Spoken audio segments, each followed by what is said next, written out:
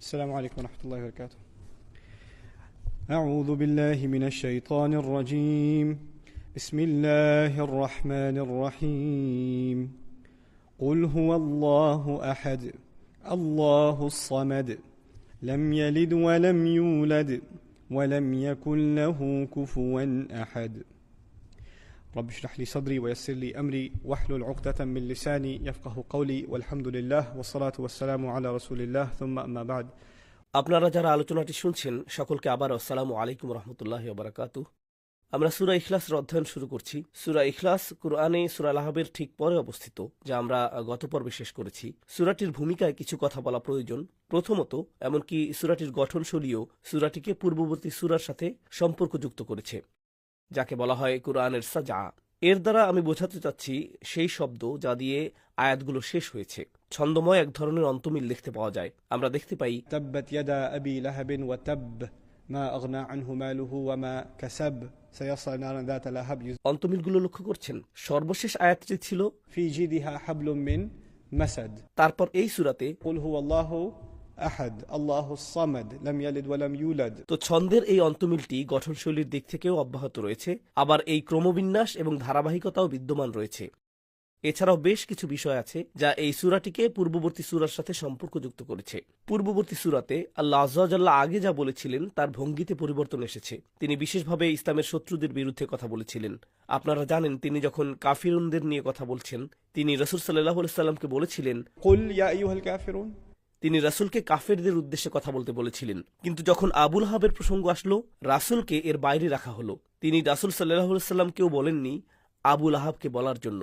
তিনি বলেননি কুল তাব্বাত ইয়াদা আবি লাহাব। না, কারণ আবু লাহাবের ব্যবস্থা আল্লাহ নিজেই সরাসরি করবেন। আল্লাহ আযজা ওয়া জাল্লা যেন রাসূল সাল্লাল্লাহু আলাইহি সাল্লামের প্রতি কৃত অন্যায়ের বিচারের দায়িত্ব নিজেই গ্রহণ করেছেন। আমরা ঐতিহাসিক প্রেক্ষাপট থেকে জেনেছি যে আবু লাহাব সেই ব্যক্তিদের একজন যে রাসূল সাল্লাল্লাহু আলাইহি সাল্লামকে সব সময় প্রচণ্ড দুশ্চিন্তা এবং মানসিক যন্ত্রণায় রাখত। আর তাকে এড়িয়ে যাওয়া সহজ নয়, কারণ সে পাশের বাড়িতেই থাকত এবং প্রতিনিয়তই সে সমস্যা আর বিড়ম্বনা সৃষ্টি করত।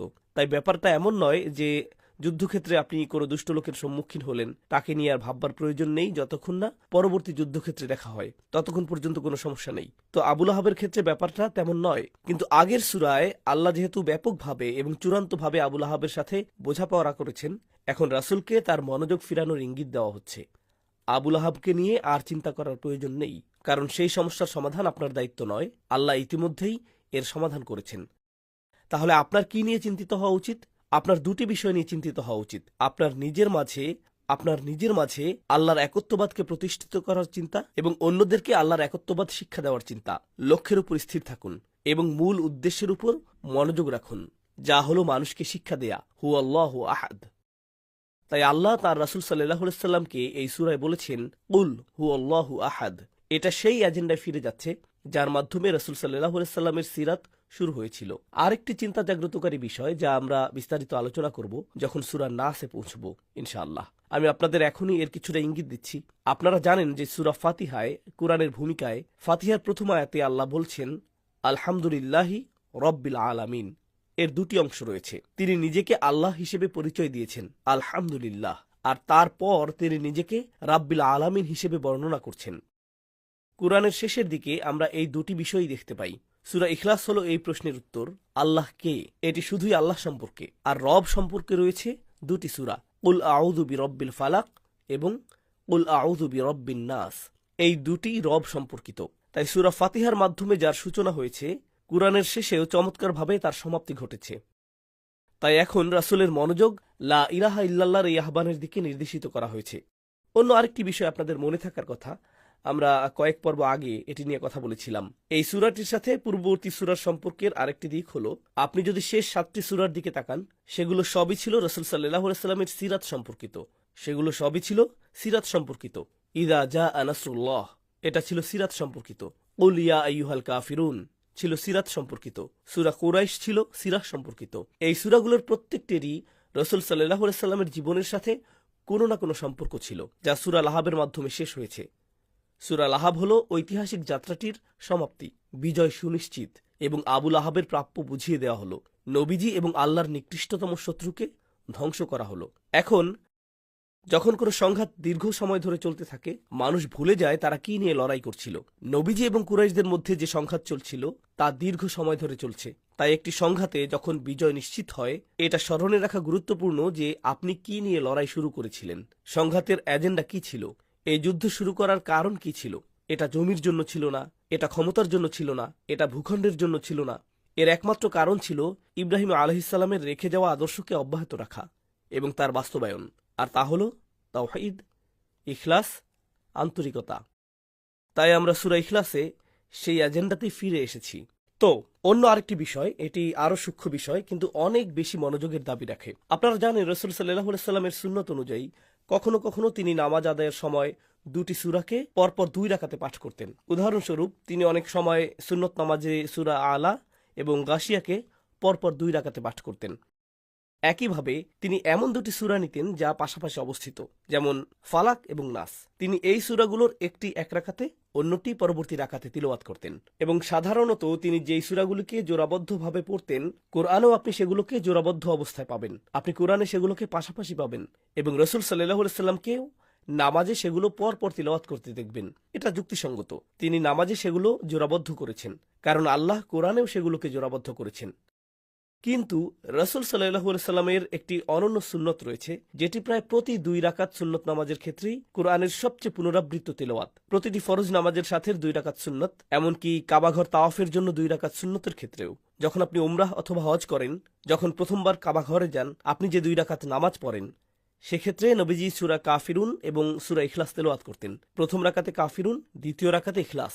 তাই এটি একটি অনন্য সুন্নত, কারণ এই সুন্নত নামাজে রাসূল সাল্লাল্লাহু আলাইহি সাল্লাম একটি সূরা তেলাওয়াত করেছেন, কয়েকটি সূরা বাদ দিচ্ছেন, আর তারপর অন্য একটি সূরায় যাচ্ছেন। সূরা কাফিরুন এবং সূরা ইখলাস পাশাপাশি অবস্থিত না, তারা পৃথক। কাফিরুনের পরে এসেছে ইজা জাআ নাসরুল্লাহ, তারপর এসেছে তাব্বাত ইয়াদা আবি লাহাব, আর তারপর আপনি পাবেন সূরা ইখলাস।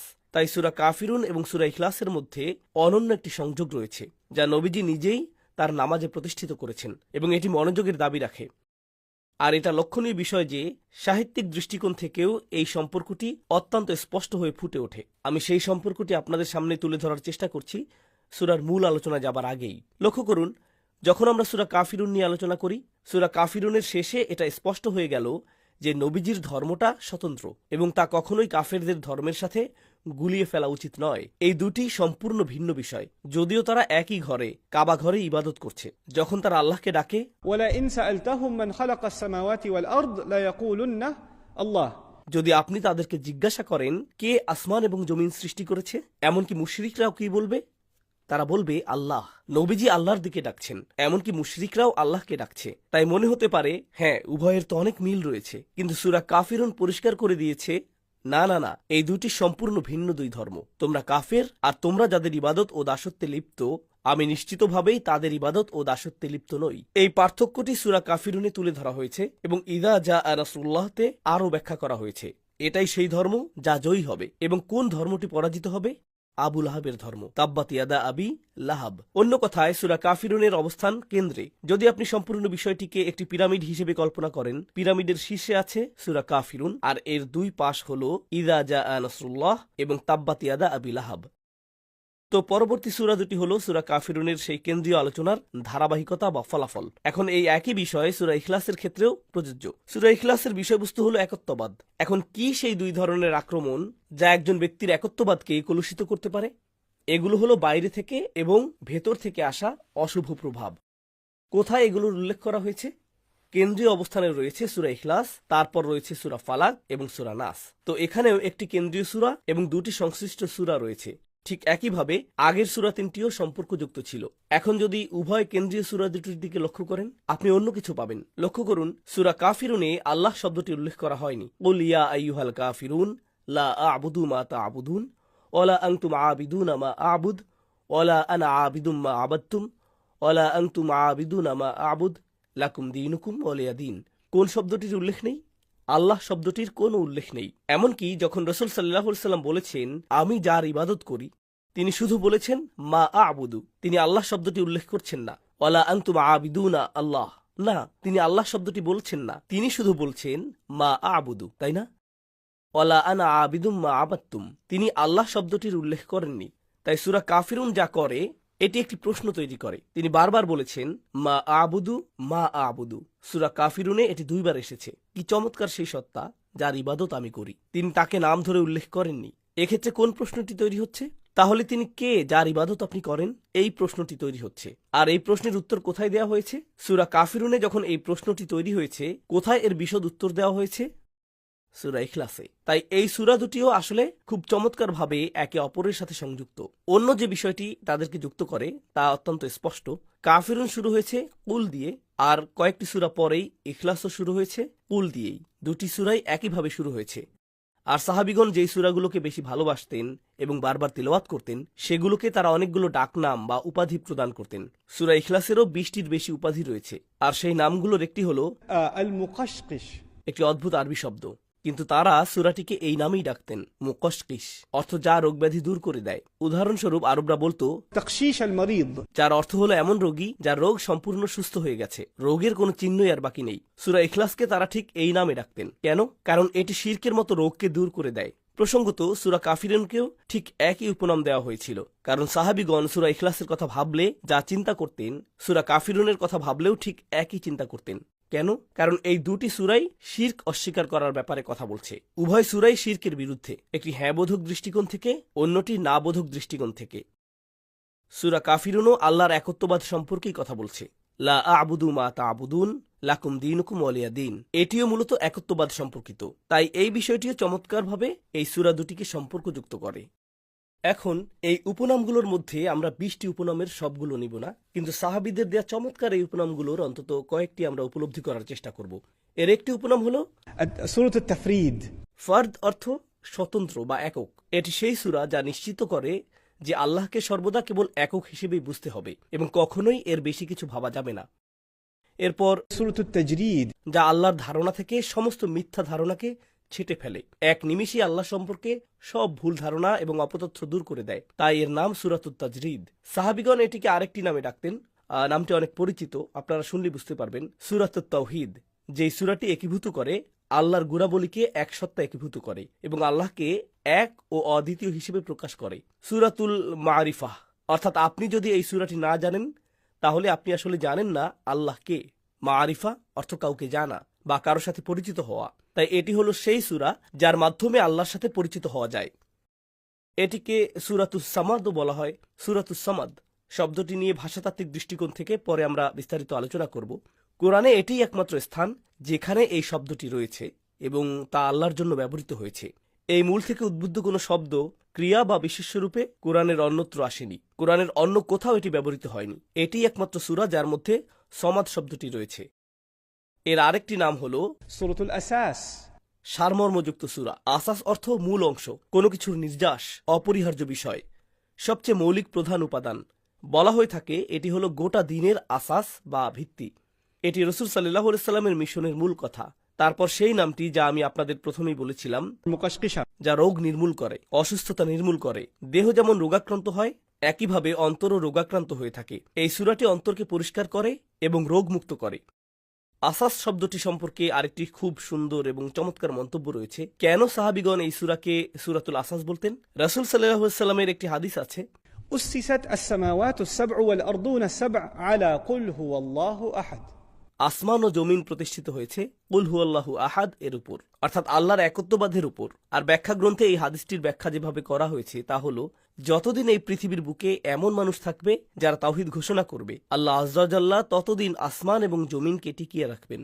মানুষ যখন শিরক করে এবং বলে যে আল্লাহ সন্তান গ্রহণ করেছেন, অথবা তারা আল্লাহ সম্পর্কে অনুচিত কথা বলে, এ ব্যাপারে আল্লাহর বাণীগুলোর দিকে লক্ষ্য করুন। تكاد السماوات يتفطرن منه وتنشق الأرض وتخر الجبال سبحان الله। আকাশ ফেটে পড়ার উপক্রম হয়, পৃথিবী বিদীর্ণ হওয়ার উপক্রম হয় এবং পাহাড়গুলো ধসে পড়ার উপক্রম হয় যখন মানুষ বলে আল্লাহ সন্তান গ্রহণ করেছেন। মানুষ যখন এই কথা বলে তখন এরকম ঘটার উপক্রম হয়। তাই নবীজি বলছেন, একমাত্র যে বিষয়টি সবকিছুকে টিকিয়ে রাখছে তা কি? কুল হুয়াল্লাহু আহাদ।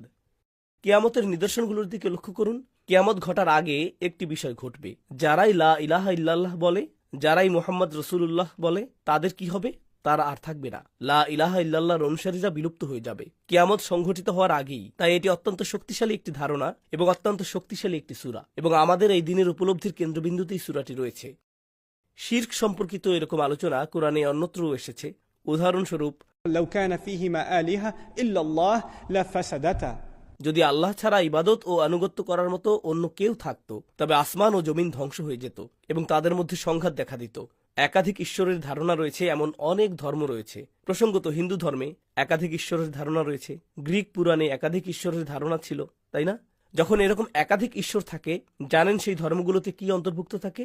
দেবতারা একে অপরের সাথে যুদ্ধ করছে, প্রেমের দেবতা যুদ্ধের দেবতার সাথে লড়ছে, পিতা দেবতা পুত্রের সাথে লড়ছে। আপনি এই ধরনের বর্ণনা সব সময় দেখতে পাবেন, আর এটিই স্বাভাবিক। যখন সমান ক্ষমতাধর দুটি জাতি থাকে, সমান ক্ষমতার দুইজন যোদ্ধা, সমান ক্ষমতার দুইজন ব্যবসায়ী, সমান ক্ষমতার দুটি দেশ, সেখানে কি ঘটবে? সংঘর্ষ, সংঘাত।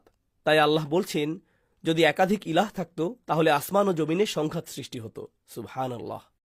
এই সূরাটির অন্যতম সুন্দর নামটিও এসেছে রাসূল সাল্লাল্লাহু আলাইহি ওয়াসাল্লামের হাদিস থেকে। একে বলা হয় সূরাত নূর, আলোকময় সূরা। আপনারা জানেন সূরা নূরে আল্লাহ বলেছেন, الله نور السماوات والأرض। এখানে এই হাদিসে فهو المنور للسماوات والأرض। আল্লাহ এবং তার একত্ববাদ হলো তা যা আসমান ও জমিনকে আলোকিত করে, এবং এই সূরা এটি আপনার অন্তরকে আলোকিত করে। সবকিছুর জন্য একটি আলো রয়েছে, আর কোরআনের আলো হলো কুল হুয়াল্লাহু আহাদ, আর এটি আল্লাহ প্রদত্ত এক বিশাল উপহার। একইভাবে রাসূল সাল্লাল্লাহু আলাইহি ওয়াসাল্লাম সূরা বাকারা সম্পর্কে বলতেন, সবকিছুর একটি চূড়া আছে, আর কোরআনের চূড়া হলো সূরা বাকারা। কিন্তু কোরআনের আলো কোনটি? তা হলো সূরা ইখলাস। জানেন কেন এটি একটি বিস্ময়কর উপহার? কারণ প্রত্যেক পুরুষ, নারী এবং শিশু সামান্য একটু প্রচেষ্টা চালালেই খুব অল্প পরিশ্রমে এই সূরাটি মুখস্থ করতে পারে। আর এই সূরাটির শক্তি অত্যন্ত প্রবল এবং এর শিক্ষাগুলো অত্যন্ত ব্যাপক। কিন্তু এটি মুখস্থ করতে 20 মিনিট সময় প্রয়োজন, এবং এটি বারবার পড়তে খুব কম পরিশ্রমের প্রয়োজন হয়। আমি এখনো সূরাটির ঐতিহাসিক প্রেক্ষাপটে যাইনি, যা আমরা এখন আলোচনা করব ইনশাআল্লাহ। আর তারপর আমরা দেখব সাহাবীগণ কিভাবে সূরাটিকে ভালোবেসেছেন, এই সূরার প্রেমে তারা কতটা মগ্ন ছিলেন, তারা সম্পূর্ণ কোরআনকেই ভালোবাসতেন। কিন্তু রাসূল সাল্লাল্লাহু আলাইহি ওয়াসাল্লামের সাহাবীদের এই সূরাটির সাথে একটি বিশেষ সম্পর্ক ছিল। প্রাচীন তাফসীরকারকদের মধ্যে সূরাটি নাজিলের প্রেক্ষাপট নিয়ে একটা বিতর্ক রয়েছে।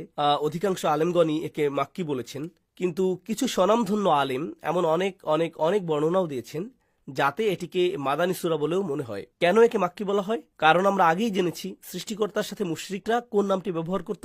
যদিও তারা শিরক করত, সৃষ্টিকর্তাকে তারা কি নামে ডাকত? আল্লাহ নামেই ডাকত।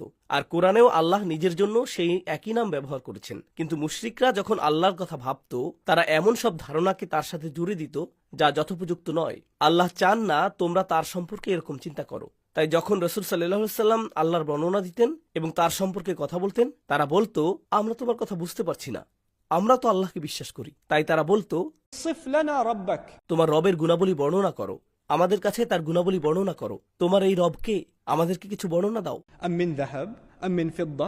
তিনি কি সোনার তৈরি? তিনি কি রূপার তৈরি? কেন তারা এরকম কথা বলতো? কারণ এগুলো তাদের কাছে মূল্যবান, তাই না? আর তাদের দেবতাদেরকে এই ধরনের মূল্যবান ধাতু এবং মার্বেল পাথর দিয়ে তৈরি করা হতো। তাই তারা বলতো, আমাদেরকে সৃষ্টিকর্তার কিছু গুণাগুণ বলো। তারা মূলত শারীরিক বৈশিষ্ট্যের অনুসন্ধান করত। তারপর তারা বলতো আনসিবহু, কারণ আরবদের জন্য বংশপরিচয় খুবই গুরুত্বপূর্ণ। তাই তারা বলতো তার বংশপরিচয় কি। একটি বর্ণনা অনুযায়ী এক মুশরিক রাসূল সাল্লাল্লাহু আলাইহি ওয়াসাল্লামের কাছে এসে বলেছিল, আচ্ছা, আল্লাহ সবকিছুকে সৃষ্টি করেছেন, ফামান খালাকাল্লাহ, তাহলে আল্লাহকে কে সৃষ্টি করেছে? নবীজি রাগান্বিত হলেন, তিনি অসন্তুষ্ট হলেন। হাদিসে এসেছে জিবরাইল আলাইহিস সালাম নবীজিকে শান্ত করলেন এবং তাকে এই সূরাটি প্রদান করলেন, কুল হুয়াল্লাহু আহাদ। অনুরূপ আরেকটি বর্ণনায় একজন ইহুদির উল্লেখ রয়েছে।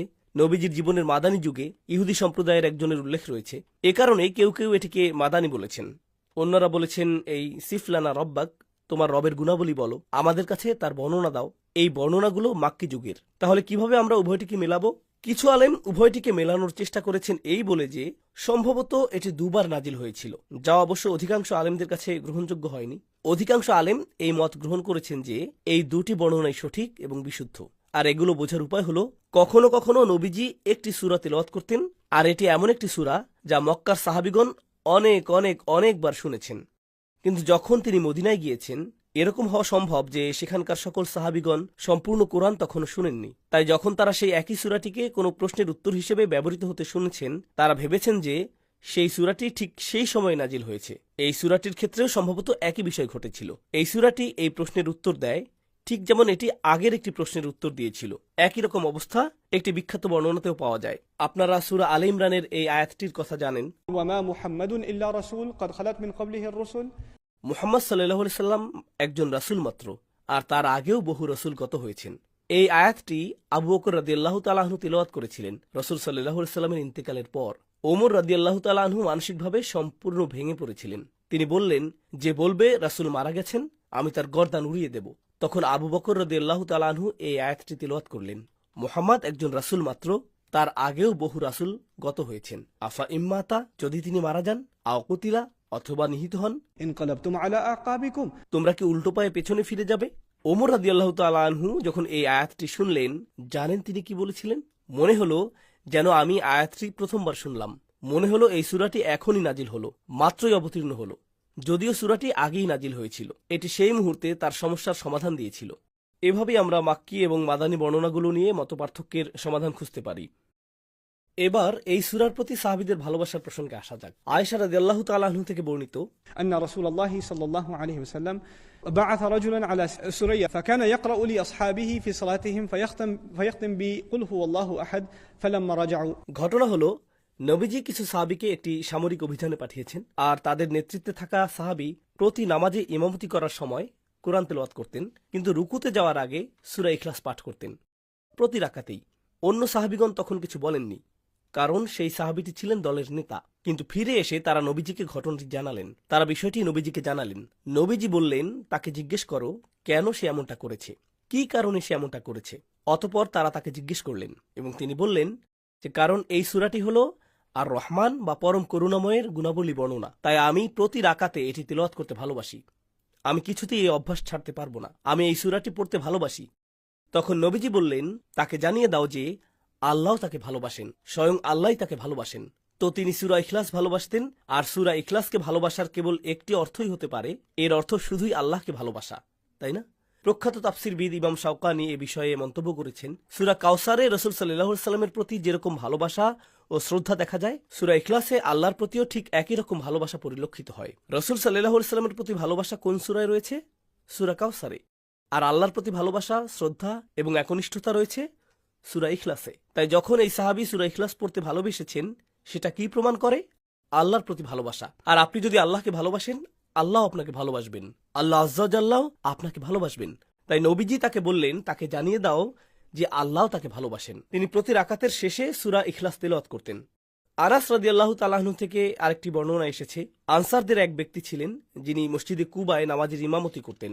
আর যখনই তিনি কোনো রাকাত শুরু করতেন, সূরা ফাতিহা শেষ করার পর অন্য কোনো সূরা শুরু করার আগেই তিনি কুল হুয়াল্লাহু আহাদ পড়তেন। আগের সাহাবীটি সূরা ইখলাস তেলাওয়াত করতেন শেষে, আর ইনি আরো এক ধাপ এগিয়ে শুরুতে এটি পড়েছেন।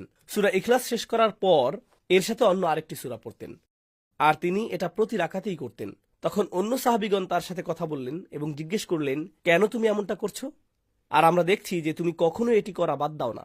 তুমি সূরা ইখলাস পড়ো আর তারপর অন্য সূরা তেলাওয়াত করো। আমাদের মনে হয় না কাজটি সঠিক হচ্ছে। হয় তুমি শুধু এটাই পড়ো, অথবা এটা বাদ দিয়ে অন্য কোনো সূরা পড়ো। তো তারা বললেন, হয় তুমি শুধু ইখলাস পড়ো, না হয় অন্য কিছু পড়ো। এভাবে একসাথে পড়া বন্ধ করো। আমাদের মনে হয় না কাজটি সঠিক হচ্ছে। তিনি বললেন, আমি এই অভ্যাস ত্যাগ করব না। যদি তোমরা চাও আমি ইমামতি করি, তবে আমি এরকমটাই করে যাব। তিনি তাদের কথা বলে দিলেন, আর যদি তোমরা অপছন্দ করো, তবে আমি তোমাদেরকে ত্যাগ করব। যদি এটা পছন্দ না করো, তাহলে আমি আর নামাজি ইমামতি করব না। আর তারা এটাও জানতো যে তিনি ছিলেন নিঃসন্দেহে তাদের মধ্যে শ্রেষ্ঠ। তিনি ছিলেন তাদের মাঝে সবচেয়ে বেশি ধার্মিক, আর তাকে রাসূল সাল্লাল্লাহু আলাইহি ওয়াসাল্লাম নিয়োগ দিয়েছিলেন। তাই তারা চাইলেই তাকে এভাবে বাদ দিতে পারত না। আর তারা এটাও চাইতো না যে অন্য কেউ ইমামতি করুক। তো তারা রাসূল সাল্লাল্লাহু আলাইহি ওয়াসাল্লামের কাছে গেল, তারা তাকে বিষয়টি সম্পর্কে জানালো। রাসূল সাল্লাল্লাহু আলাইহি ওয়াসাল্লাম বললেন, তোমার সঙ্গীরা যা বলছে তা করতে কিসে তোমাকে বাধা দিচ্ছে? এতে এতটা জটিলতার কি আছে? আর কেন তুমি প্রতিটি রাকাতে এই সূরার মাঝে আটকে আছো? ফাকালা ইন্নী উহিব্বুহা, তিনি বললেন, আমি এটিকে ভালোবাসি। কোনো সন্দেহ নেই, আমি এই সূরাটি ভালোবাসি। এটুকুই ছিল তার ব্যাখ্যা। নবীজি বললেন, এটির প্রতি তোমার ভালোবাসা তোমাকে জান্নাতে নিয়ে যাবে। নবীজি তাকে বললেন, এই সূরার প্রতি তোমার ভালোবাসা তোমাকে জান্নাতে প্রবেশ করাবে। আর আমার মনে হয় এই বর্ণনাগুলো জানা জরুরি। সাহাবীগণ এই সূরাকে কতটা মর্যাদা এবং মূল্য দিতেন, আর রাসূল সাল্লাল্লাহু আলাইহি ওয়াসাল্লাম কিভাবে তাদের এই ভালোবাসাকে মূল্যায়ন করতেন। এরপর এই বিখ্যাত হাদিসটি আপনারা হয়তো এটি আগেও শুনেছেন, না শুনলেও নিশ্চয়ই এর শিক্ষা বা বার্তাটি আপনাদের জানা আছে। আবু দারদা থেকে বর্ণিত, তোমাদের কারো পক্ষে কি এক রাতে পুরো কোরআনের 3 ভাগের 1 ভাগ পড়াকে খুব কঠিন মনে হয়? সাহাবীগণ বললেন, কোরআনের 3 ভাগের 1 ভাগ কিভাবে মাত্র এক রাতে পড়া সম্ভব? নবীজি বললেন, কুল হুয়াল্লাহু আহাদ হলো সম্পূর্ণ কোরআনের 3 ভাগের 1 ভাগ।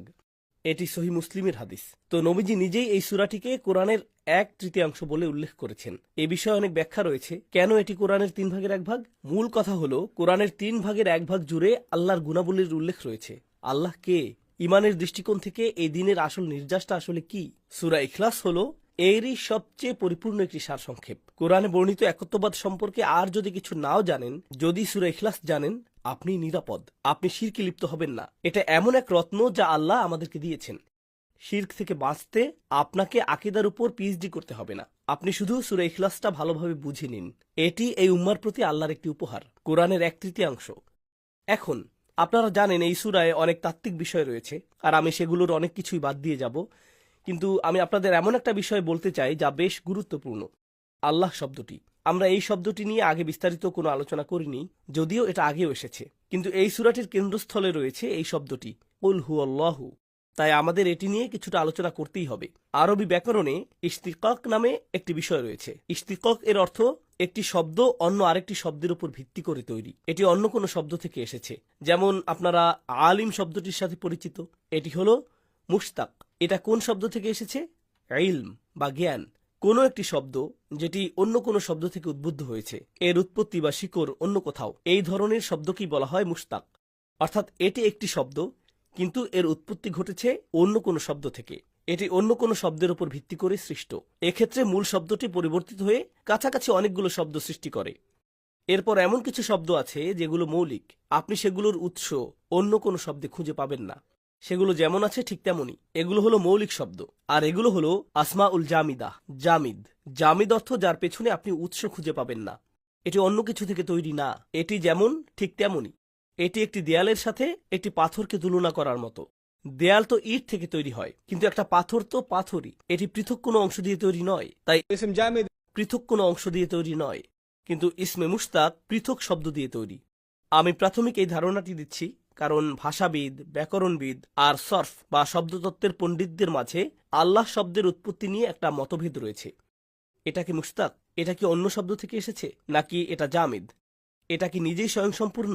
আমাদের গ্রন্থগুলোতে এই দুটো মতই রয়েছে। দুটো মতই অনেক বড় মাপের চিন্তাবিদগণের থেকে বর্ণিত হয়েছে। তাই আমরা বলতে পারি না একটি ঠিক আর অন্যটি ভুল। আমি সেটা বলতে যাব না, আমার পক্ষে সম্ভব না। তবে বুদ্ধিবৃত্তিক সততার খাতিরে আমাকে বলতেই হবে কোন মতটির সাথে আমি বেশি একমত। কিন্তু তার মানে এই না যে আমি অন্য পক্ষকে সম্পূর্ণ অগ্রাহ্য করছি। তাই আমি আপনাদের সামনে দুই পক্ষের যুক্তি প্রমাণই পেশ করব। যে দলটি বলে এটা মুশতাক, অর্থাৎ এটি অন্য শব্দ থেকে এসেছে, তারা বলে যে আল্লাহ শব্দের মূল উৎস হল ইলাহ শব্দটি, যেমন লা ইলাহা ইল্লাল্লাহ। তাই ইলাহ শব্দটির শুরুতে যদি আল যোগ করেন তবে আল ইলাহ হয়ে যায়, আল্লাহ। দুটি শব্দ একাকার হয়ে গিয়েছে, আর এভাবেই আল্লাহ শব্দটি তৈরি হয়েছে। যারা বলে এর একটি মূল আছে, এটা তাদের মতামত। মূল অক্ষরগুলো হলো হামজা, লাম এবং হা, আর এটা থেকে দুটো ক্রিয়াপদ এসেছে أله يأله এবং أليه يأله। আক্ষরিকভাবেই আলাহা ইয়ালাহু অর্থ ইবাদত করা। তাই ইলাহ হলেন সেই সত্তা যিনি ইবাদত ও আনুগত্যের মূল কেন্দ্র। এটা হলো ইলাহ শব্দের একটা অর্থ। কিন্তু আলিহা আলাহা এর মতো জবর দিয়ে না, বরং আলিহা ক্রিয়াটি মূলত অন্য ক্ষেত্রে ব্যবহৃত হয়। এটি এমন শিশুর জন্য ব্যবহৃত হয় যে মায়ের দুধের তৃষ্ণায় কাতর আর মায়ের কাছে যাবার জন্য মরিয়া হয়ে ছুটছে। আর এখান থেকে অর্থটি এসেছে যার কাছে মানুষ ব্যাকুল হয়ে ফিরে আসে। এর মূল শব্দটি হলো ইলাহা, এমন সত্তা যার দিকে মানুষ ব্যাকুল হয়ে ফিরে আসে। তাই ভাষাবিদগণ বলছেন এটাই ইলাহ শব্দের উৎস, যার ইবাদত করা হয়, যার আনুগত্য করা হয় এবং চরম অসহায় হয়ে মানুষ যার দিকে ফিরে আসে। তিনি ছাড়া ফেরার আর কোনো জায়গা নেই। এগুলোই হলো আল্লাহ শব্দটির উৎপত্তি। অন্য দলটি বলে না, এটা আল্লাহ শব্দের উৎপত্তি হতে পারে না। আল্লাহ শব্দটি আল্লাহর জন্য ব্যবহৃত সার্বজনীন শব্দ এবং এটি কেবল আরবি ভাষাতেই সীমাবদ্ধ নয়, এটি সব ভাষাতেই আল্লাহর জন্য ব্যবহৃত শব্দ। এটি আল্লাহর সেই মূল নাম যা তিনি সব ভাষায় সব রাসূলের কাছে নাজিল করেছেন। এই মতটিতে আধ্যাত্মিক দৃষ্টিভঙ্গি লক্ষণীয়, আর আগের মতটিতে ভাষাগত দৃষ্টিভঙ্গি ফুটে উঠেছে। কিন্তু এই দলটিও ভাষাগত প্রমাণ পেশ করেছে। আমি চাই আপনারা অন্তত এর কিছুটা জেনে রাখুন। যদি আল্লাহ শব্দটি ইলাহ শব্দ থেকে সৃষ্ট হয়, তাহলে এটা দুটো জিনিসের মিশ্রণ, আল ইলাহ, তাই না? এটা এই দুটো জিনিস, এখন আরবি ভাষায় যখন আপনি কাউকে ডাকেন, আপনি ইয়া শব্দ ব্যবহার করেন। যেমন আপনি বলেন ইয়া ওয়ালাদ, ইয়া রজুল, তাই না? যখন আপনি আল্লাহকে ডাকেন তখন কি বলেন? আপনি বলেন ইয়া আল্লাহ। আরবি ভাষায় কাউকে ডাকার ক্ষেত্রে আপনি কিন্তু আল ব্যবহার করতে পারবেন না। যেমন আমি বলতে পারবো না ইয়া আল ওয়ালাদ, এটা ভুল।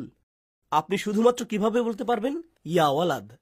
উদাহরণস্বরূপ আপনি ইয়া আর রহিম বলতে পারবেন না। আল্লাহকে ডাকার সময়ও আপনি ইয়া আর রহিম বলতে পারবেন না। আপনাকে কি বলতে হবে? ইয়া রহিম। একইভাবে ইয়া কুদ্দুস, ইয়া সালাম। আপনি যদি ইয়া ব্যবহার করে আল্লাহকে ডাকেন তবে সেখানেও আল থাকতে পারবে না। এটি হলো আরবি ভাষার একটা নিয়ম। তাই যখন আমরা ইয়া আল্লাহ বলি, স্পষ্টতই আল তখনও সেখানে বর্তমান। আর যেহেতু এটা সেখানে রয়েছে, এর দ্বারা বোঝাচ্ছে এটা আসলে আলাদা কোনো আল নয়, এটা এই শব্দেরই অংশ। এটাই হলো ভাষাগত যুক্তি। আমরা যে ইয়া ব্যবহার করি আর তারপর আল্লাহ শব্দটি বলি, এই আল যদি সত্যিই আল ইলাহ এর অংশ হতো তাহলে আমরা ইয়া ইলাহ বলতাম, কিন্তু আমরা বলি ইয়া আল্লাহ। ডাকার সময় যে আমরা ইয়া আল্লাহ ব্যবহার করি এটি নিজেই একটা ভাষাগত প্রমাণ। এরপর দ্বিতীয় ভাষাগত প্রমাণটি হল আল্লাহ শব্দটি কোরআনের কোথাও সাধারণ অর্থে ব্যবহৃত হয়নি। যখনই আল্লাহ শব্দটি এসেছে এটা শুধু ইবাদতের যোগ্য সত্তা হিসেবে নয়, বরং আল্লাহ হিসেবে, তার নাম হিসেবে, প্রপার নাউন হিসেবে এসেছে। আর এর সবচেয়ে বড় প্রমাণ হল সূরা ফাতিহা নিজেই। এমনকি কোরআনের শুরুতেও বিসমিল্লাহি রহমানির রহিম, আর রহমানির রহিম হলো বিবরণ, কিন্তু আল্লাহ শব্দটি দিয়ে আল্লাহর নামই উল্লেখ করা হয়েছে। আল্লাহ শব্দটি হলো বিশেষ্য আর আর রহমানির রহিম হলো বিশেষণ। আলহামদুলিল্লাহ, এখানেও আল্লাহ শব্দটি বিশেষ্য। রব্বিল আলামিন, আর রহমানির রহিম, মালিক ইয়াউমিদ্দিন সবই বিশেষণ। তো এটা হলো দ্বিতীয় যুক্তি যে এই শব্দটি কোরআনের কোথাও সাধারণ অর্থে ব্যবহৃত হয়নি, কেবলমাত্র বিশেষ্য হিসেবে ব্যবহৃত হয়েছে। আর এরপর তৃতীয়ত, কুরাইশরা বলেছিল তোমার রবকে, তোমার মনিবকে, আমাদের কাছে তার পরিচয় দাও। যখনই কোনো প্রশ্ন করা হয় তিনি কে, তুমি কার ইবাদত করো, তুমি কিসের ইবাদত করো, আপনি তার বিবরণ দিয়ে শুরু করেন না, আপনি শুরু করেন নাম দিয়ে।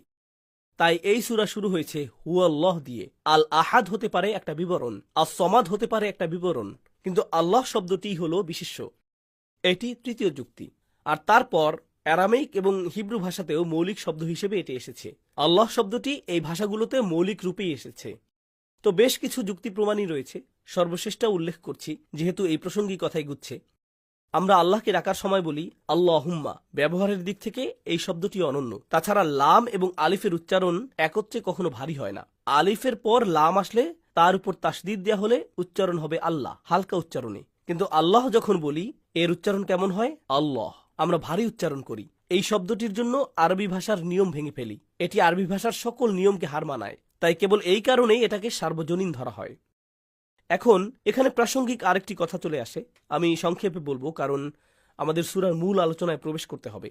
সংক্ষিপ্ত কথাটি হলো, যদি বলেন আল্লাহ শব্দটি আরবি ভাষায় বহিরাগত, তবে সেক্ষেত্রে মামনু মিনাস সরফ এর বিষয়টি চলে আসে।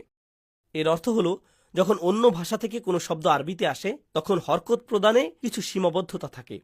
সেক্ষেত্রে জের বা ই ধ্বনিটি আসতে পারবে না। কিন্তু আপনি কি আল্লাহ শব্দটির নিচে জের দেখতে পান? নিশ্চয়ই। উদাহরণস্বরূপ লক্ষ্য করুন, যেমন অমান আস্তাকু মিনাল্লাহি, মিনাল্লাহি, এখানে আল্লাহ শব্দটির নিচে একটি জের রয়েছে, তাই এটি মুরাব। এটি কোনো বিদেশি শব্দ নয়, এটি সম্পূর্ণরূপে আরবি একটি শব্দ। তাই এটি যদি সকল ভাষার অংশ হয় অথবা সকল নবীকে, বিশেষত অনারব নবীদেরকে শেখানো শব্দ হয়, তাহলে এতে জের আসে কিভাবে?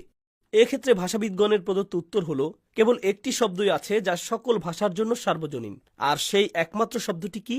আল্লাহ। এটি মোটেও বিদেশি শব্দ নয়। বিদেশি জিনিস এরকম যা একজনের কাছে চেনা কিন্তু আরেকজনের কাছে অচেনা। কোন শব্দটি প্রতিটি ভাষায় চিরচেনা? প্রত্যেকটি ভাষায় কে চিরচেনা? আল্লাহ। তাই বিদেশি হওয়ার ধারণাটি আল্লাহ শব্দের ক্ষেত্রে প্রযোজ্য নয়। তো যাই হোক, এই শব্দটির ব্যাপারে আমরা কিছু মতপার্থক্য দেখলাম। এই পর্বে আমরা সূরা ইখলাস সম্পর্কিত প্রারম্ভিক কিছু বিষয় নিয়ে আলোচনা করলাম। পরের পর্বে মূল সূরাটিতে প্রবেশ করব ইনশাআল্লাহ তাআলা। গত পর্বে আমরা সূরা ইখলাসের ভূমিকায় কিছু বিষয় আলোচনা করেছি। এখন আমরা মূল সূরাতে প্রবেশ করব। কুল অর্থাৎ বলো। এটি মূলত দুটি কাজ করে।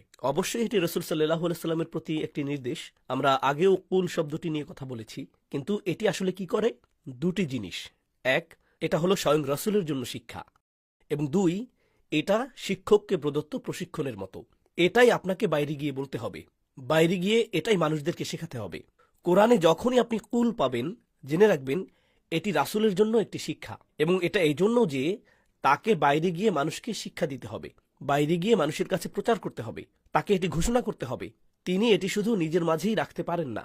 আল্লাহ বলেননি যে এ আলামু হু আল্লাহু আহাদ, অর্থাৎ জেনে রাখো তিনিই আল্লাহ, অদ্বিতীয় বা অনন্য। এখানে শুধু নিজে জানার কথা বলা হচ্ছে না। কুল অর্থ তাকে এটি ছড়িয়ে দিতে হবে, তাকে এটি সবার মাঝে ছড়িয়ে দিতে হবে। তাই শুরু থেকেই তাওহীদের বাণীর সাথে দাওয়াতি কাজ ওতপ্রোতভাবে জড়িয়ে গেছে। ঠিক এভাবেই সূরাটির সূচনা হয়েছে, কুল হু আল্লাহু আহাদ। এবারে আসি হুয়া শব্দটিতে। অধিকাংশ তাফসীরকারক বলেছেন এখানে হুয়া হল লফজুস শান, অর্থাৎ হুয়া শব্দটি না থাকলেও এখানে বাক্যটি সম্পূর্ণ হয়ে যেত।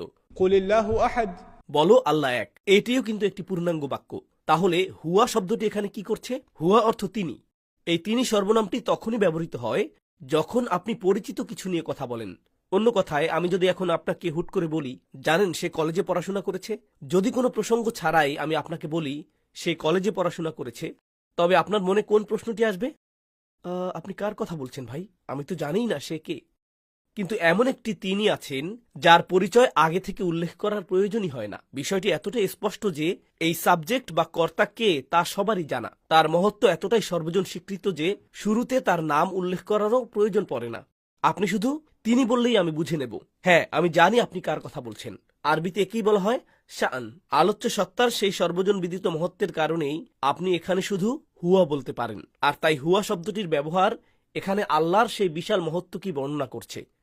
অবশ্যই একই সাথে এটি ছিল মক্কার মুশরিকদের সেই প্রশ্নের উত্তর, মান হুয়া, মা হুয়া, তিনি কে, তিনি কি, তার গুণাবলী কি কি? হুয়া, যার সম্পর্কে তোমরা জানতে চেয়েছ, তিনি আল্লাহ, হু আল্লাহ। আর তারপরেই রয়েছে আহাদ শব্দটি। আরবিতে ব্যাকরণগত বিশ্লেষণে চলে আসলাম। আপনি যদি হুয়াকে শান হিসেবে ধরেন তাহলে যা দাঁড়ায় তা হল আল্লাহ মুবতাদা, আহাদ খবর। আপনারা যারা কিছুটা হলেও আরবি জানেন, এগুলো হলো সাবজেক্ট এবং প্রেডিকেট। আল্লাহ হলেন সাবজেক্ট আর আহাদ হলো প্রেডিকেট। আমি কিন্তু এখনো আহাদ শব্দটির ব্যাখ্যায় যাইনি। এটি চমৎকার একটা শব্দ, তবে আমরা এখনো সেই আলোচনায় আসিনি। আরেকটি ব্যাখ্যা হলো হুয়া শব্দটি এখানে সাবজেক্ট। হুয়া হলো বাক্যের প্রথম অংশ, আর আল্লাহ শব্দটি হলো প্রেডিকেট বা খবর। আহাদ শব্দটি হলো দ্বিতীয় খবর। অনুবাদ করলে এর অর্থ দাঁড়ায় বলো তিনি আল্লাহ, এবং তারপর বলো তিনি আহাদ। যেন দুটি বাক্যকে এখানে একীভূত করা হয়েছে। যখন দুটি খবর থাকে ভাষাগতভাবে ঠিক এমনটাই ঘটে থাকে, দুটি আলাদা বাক্য এসে একীভূত হয়ে যায়। আর আমরা যেভাবে এর অনুবাদ করব তা হলো তিনি হলেন আল্লাহ, এক। আসলে এক শব্দটি আহাদের সঠিক অনুবাদ নয়, তবে বিস্তারিত বলার আগে আমি আপাতত এটাই ব্যবহার করছি। তো তিনি হলেন আল্লাহ এক। এখন প্রথমেই আমাদেরকে যে বিষয়টি জানতে হবে তা হলো ওয়াহিদ এবং আহাদ এর মধ্যে পার্থক্য। ওয়াহিদ শব্দটি আপনারা শুনেছেন, যেমন ওয়াহিদ, ইসনাইন, সালাস। ওয়াহিদ অর্থ এক। তাহলে আল্লাহ কেন এখানে বললেন না কুল হু আল্লাহু ওয়াহিদ, বলো আল্লাহ এক? এর অর্থ তো একই হতো, তাই না? আসুন বিষয়টা নাবোধক দৃষ্টিকোণ থেকে দেখি, যাতে আপনারা বিষয়টি উপলব্ধি করতে পারেন। আরবি ভাষায় কিছু শব্দকে কেবল একটি নির্দিষ্ট উপায়ে ব্যবহার করা যায়, অন্য কোনোভাবে না। উদাহরণস্বরূপ আমি যদি এখন বলি ليس واحد موجودا في المسجد، ليس واحد، ليس واحد في المسجد। মসজিদে একজন নেই, জানেন এর অর্থ কি? এর অর্থ সেখানে একজন নেই, কিন্তু 2 জন, 3 জন, 4 জন এবং একাধিক ব্যক্তি থাকতে পারে। অন্য কথায় আমি যা বলছি তা হলো সেখানকার উপস্থিতি একজন না, বরং আরো বেশি উপস্থিত রয়েছে। এর বিপরীতে আমি যদি বলি লাইসা আহাদুন মাওজুদান ফিল মসজিদ, জানেন এর অর্থ কি? এর অর্থ হলো মসজিদে একটি লোক উপস্থিত নেই। যখন আপনি ওয়াহিদ বলবেন তখন অর্থ হবে মসজিদে কেবল একজনই না, বরং আরো বেশি উপস্থিত হয়েছে। অর্থাৎ আপনি বলছেন সংখ্যাটা এক নয়, বরং তার চেয়ে বেশি। কিন্তু যখন আপনি বলবেন লাইসা আহাদ, তখন আপনি আসলে কি বলছেন? মসজিদে মোটেই কেউ নেই। আহাদ শব্দটি নাবাচক অর্থে ব্যবহৃত হয়, শুধুমাত্র নাবাচক। এটি কোনো হ্যাঁবাচক অর্থে ব্যবহৃত হয় না। এটি শুধুই ব্যবহৃত হয় মোটেই কেউ না অর্থে। অলা ইউশরিক বিইবাদাতি রব্বিহি আহাদা, আল্লাহর সাথে ইবাদতে যেন কাউকেই শরিক করা না হয়, কাউকেই না। তাই আহাদ শব্দটি হলো চরম না বোধক। এটি হ্যাঁ বোধক অর্থে ব্যবহৃত হয় না। যখন আপনি হ্যাঁ বোধক অর্থে কথা বলতে চান তখন ওয়াহিদ ব্যবহার করেন, যখন আপনি না বোধক অর্থে কথা বলতে চান তখন আহাদ ব্যবহার করেন, বিশেষত চরম না বোধক অর্থ বোঝাতে। এটা হলো প্রথম বিষয়। কিন্তু বিষয়টা হলো এই সূরাতে আহাদ না বোধক অর্থে ব্যবহৃত হচ্ছে না, বরং হ্যাঁ বোধক অর্থে ব্যবহৃত হচ্ছে। তাই এটি ইতিমধ্যে ব্যতিক্রম। এটি এমন কিছু নয় যা স্বাভাবিক অবস্থায় আরবি ভাষায় ঘটে থাকে। তাই আহাদ ব্যবহৃত হয় না বোধক অর্থে। দ্বিতীয় যে স্থানে আহাদ ব্যবহৃত হয়েছে তা হল إضافة أحدكم أيود أحدكم তোমাদের মাঝে কেউ কি পছন্দ করবে আইয়াকুলা লাহমা আখিহি মাইতান ফাকারিহতুমুহু, তোমাদের কেউ কি পছন্দ করবে, তোমাদের মাঝের একজনও কি পছন্দ করবে যে সে তার মৃত ভাইয়ের মাংস খাবে? এই আহাদুকুম এটি অর্থ দেয় অনেকের মধ্যে একজন। আমি বলছি ইদাফাহ, এটি একটি পরিভাষা। বাংলায় বললে এর অর্থ হবে অনেকের মধ্যে একজন। তো তাদের মধ্যে একজন, তোমাদের মধ্যে একজন, মুসলিমদের মধ্যে একজন। আহাদুল মুসলিমিন, আহাদুকুম, আহাদুহুমা, ইম্মা ইয়াবলুগান্না ইনদাকাল কিবারা আহাদুহুমা আও কিলাহুমা। যখন এটি ইদাফা তখন আপনি আহাদ ব্যবহার করতে পারবেন। দুটি শব্দ একত্রে থাকলে তখন আপনি হ্যাবোধক অর্থে আহাদ ব্যবহার করতে পারবেন। একক শব্দ হিসেবে এটি শুধুমাত্র নাবোধক অর্থে ব্যবহৃত হয়। আপনি যদি একে হ্যাবোধক অর্থে ব্যবহার করতে চান, আপনাকে এর সাথে অন্য শব্দ সংযুক্ত করতে হবে, অনেকের মধ্যে একজন অথবা প্রথমজন, এ জাতীয় অর্থে। আরবি সাহিত্যে একমাত্র যেখানে এই শব্দটি হ্যাবোধক অর্থে ব্যবহৃত হয়েছে কোনো বাড়তি সংযুক্ত ছাড়াই, তা হল সূরা ইখলাস। এই একটাই, এরকম আর কোথাও নেই। কেউ কেউ অতি সরলীকরণ করে বলে আহাদ শব্দটি আল্লাহ ছাড়া আর কারো জন্য ব্যবহৃত হয় না। এই দাবিটাতে স্পষ্টতার অভাব রয়েছে। আহাদ শব্দটি আল্লাহ ছাড়া অন্যদের জন্য ব্যবহৃত হয়, কিন্তু হ্যাবোধক অর্থে আহাদ শব্দটি এর সাথে কোনো ইদাফাহ ছাড়া আল্লাহ ব্যতীত অন্য কারোর জন্য আরবি সাহিত্যে কখনোই ব্যবহৃত হয়নি। তো এখন আমরা ওয়াহিদ এবং আহাদের মধ্যে কিছুটা পার্থক্য জানলাম। এখন আমরা ওয়াহিদ শব্দটি সম্পর্কে আরেকটু বিস্তারিত জানব। মূল শব্দ আসলে অহদ অথবা অহাদ। সরফ শাস্ত্রে এর দুটি আলাদা রূপ রয়েছে, অহদ এবং অহাদ। আর এই শব্দ দুটির অর্থ আসলে কি, আমি সরাসরি অভিধান থেকে এর অর্থ বুঝিয়ে বলছি। هو وحد منفرد بنفسه অহদ অর্থ এমন কেউ যে নিজে থেকেই স্বতন্ত্র। একজন ব্যক্তি যে অহদ, ওয়াও সহকারে ওয়াহাদ। অহদ হল এমন কেউ যার গোত্র, বংশ এবং মূল পরিচয় জানা নেই, সেটাই অহদ। কিন্তু সেটি কোনো মানুষের জন্য ব্যবহৃত হয়। আল্লাহ সেটিও ব্যবহার করেননি, কারণ তা কোনো মানুষের জন্য ব্যবহার করা সম্ভব। তাই তিনি নিজের জন্য এমন শব্দ ব্যবহার করেন যা অন্য কোনো ব্যক্তির জন্য ব্যবহৃত হয় না, আহাদ, হ্যাবোধক অর্থে। আর তাই আহাদ শব্দটির ক্ষেত্রে আপনি বলতে পারেন এটি অহাদ শব্দটির একটি বর্ধিত রূপ। ইমাম রাগিব আল ইসফাহানি তার বিখ্যাত গ্রন্থ মুফরাদাতুল কুরআনে এমনকি এতদূরও বলেছেন যে আহাদ হল অহদ। শব্দ দুটি ভিন্ন শব্দমূল থেকে এসেছে। অধিকাংশ ভাষাবিদগণ বলেছেন যে আহাদ শব্দটি এসেছে ওয়াও, হা এবং দাল শব্দমূল থেকে। কিন্তু ইমাম রাগিব বলছেন না, আহাদ নিজেই একটি আলাদা সত্তা। আমি তার সংজ্ঞাটি উল্লেখ করছি। তিনি বলেছেন এমন কিছুই নেই যা আহাদের সাথে তুলনা করা যেতে পারে। আহাদ হলেন অনন্য এক সত্তা, যার সাথে কোনো প্রকার তুলনাই সম্ভব না, এবং তার কোনো প্রতিযোগী থাকাও সম্ভব না, এবং কোনো বিপরীত বা প্রতিপক্ষ থাকাও সম্ভব না। এই সত্তার সাথে কোনো কিছুরই কোনো অংশীদারিত্ব সম্ভব না। যার কোনো দ্বিতীয় নেই, তিনি হলেন আহাদ। যার সমকক্ষ দ্বিতীয় আরেকটি সত্তা হওয়া অসম্ভব, তিনি আহাদ। আল্লাহর জন্য ব্যবহৃত এই শব্দটি আরব সমাজে ভূমিকম্প সৃষ্টি করেছিল। তাদের উপাস্য ছিল, তারা বহু উপাস্যে বিশ্বাস করত, কিন্তু তাদের উপাস্যদের মতো সেখানে অন্য আরও উপাস্যও ছিল। আমার উপাস্য থাকতে পারে, তোমারও উপাস্য থাকতে পারে। আর আল্লাহ সম্পর্কে তাদের ধারণা ছিল, হ্যাঁ আল্লাহ আছেন, কিন্তু ফেরেশতাদেরকে তিনি কন্যা হিসেবে গ্রহণ করেছেন, নাউজুবিল্লাহ। অথবা খ্রিস্টানরা বলে তিনি একটি পুত্র সন্তান গ্রহণ করেছেন। অথবা ইহুদি সম্প্রদায়, সবাই নয়, তাদের একটি অংশ বলতো আল্লাহ উজাইরকে পুত্র হিসেবে গ্রহণ করেছেন। তো তারা বলতো আল্লাহ পুত্র এবং কন্যা সন্তান গ্রহণ করেছেন। হিন্দু ধর্মে তারা কি করে থাকে?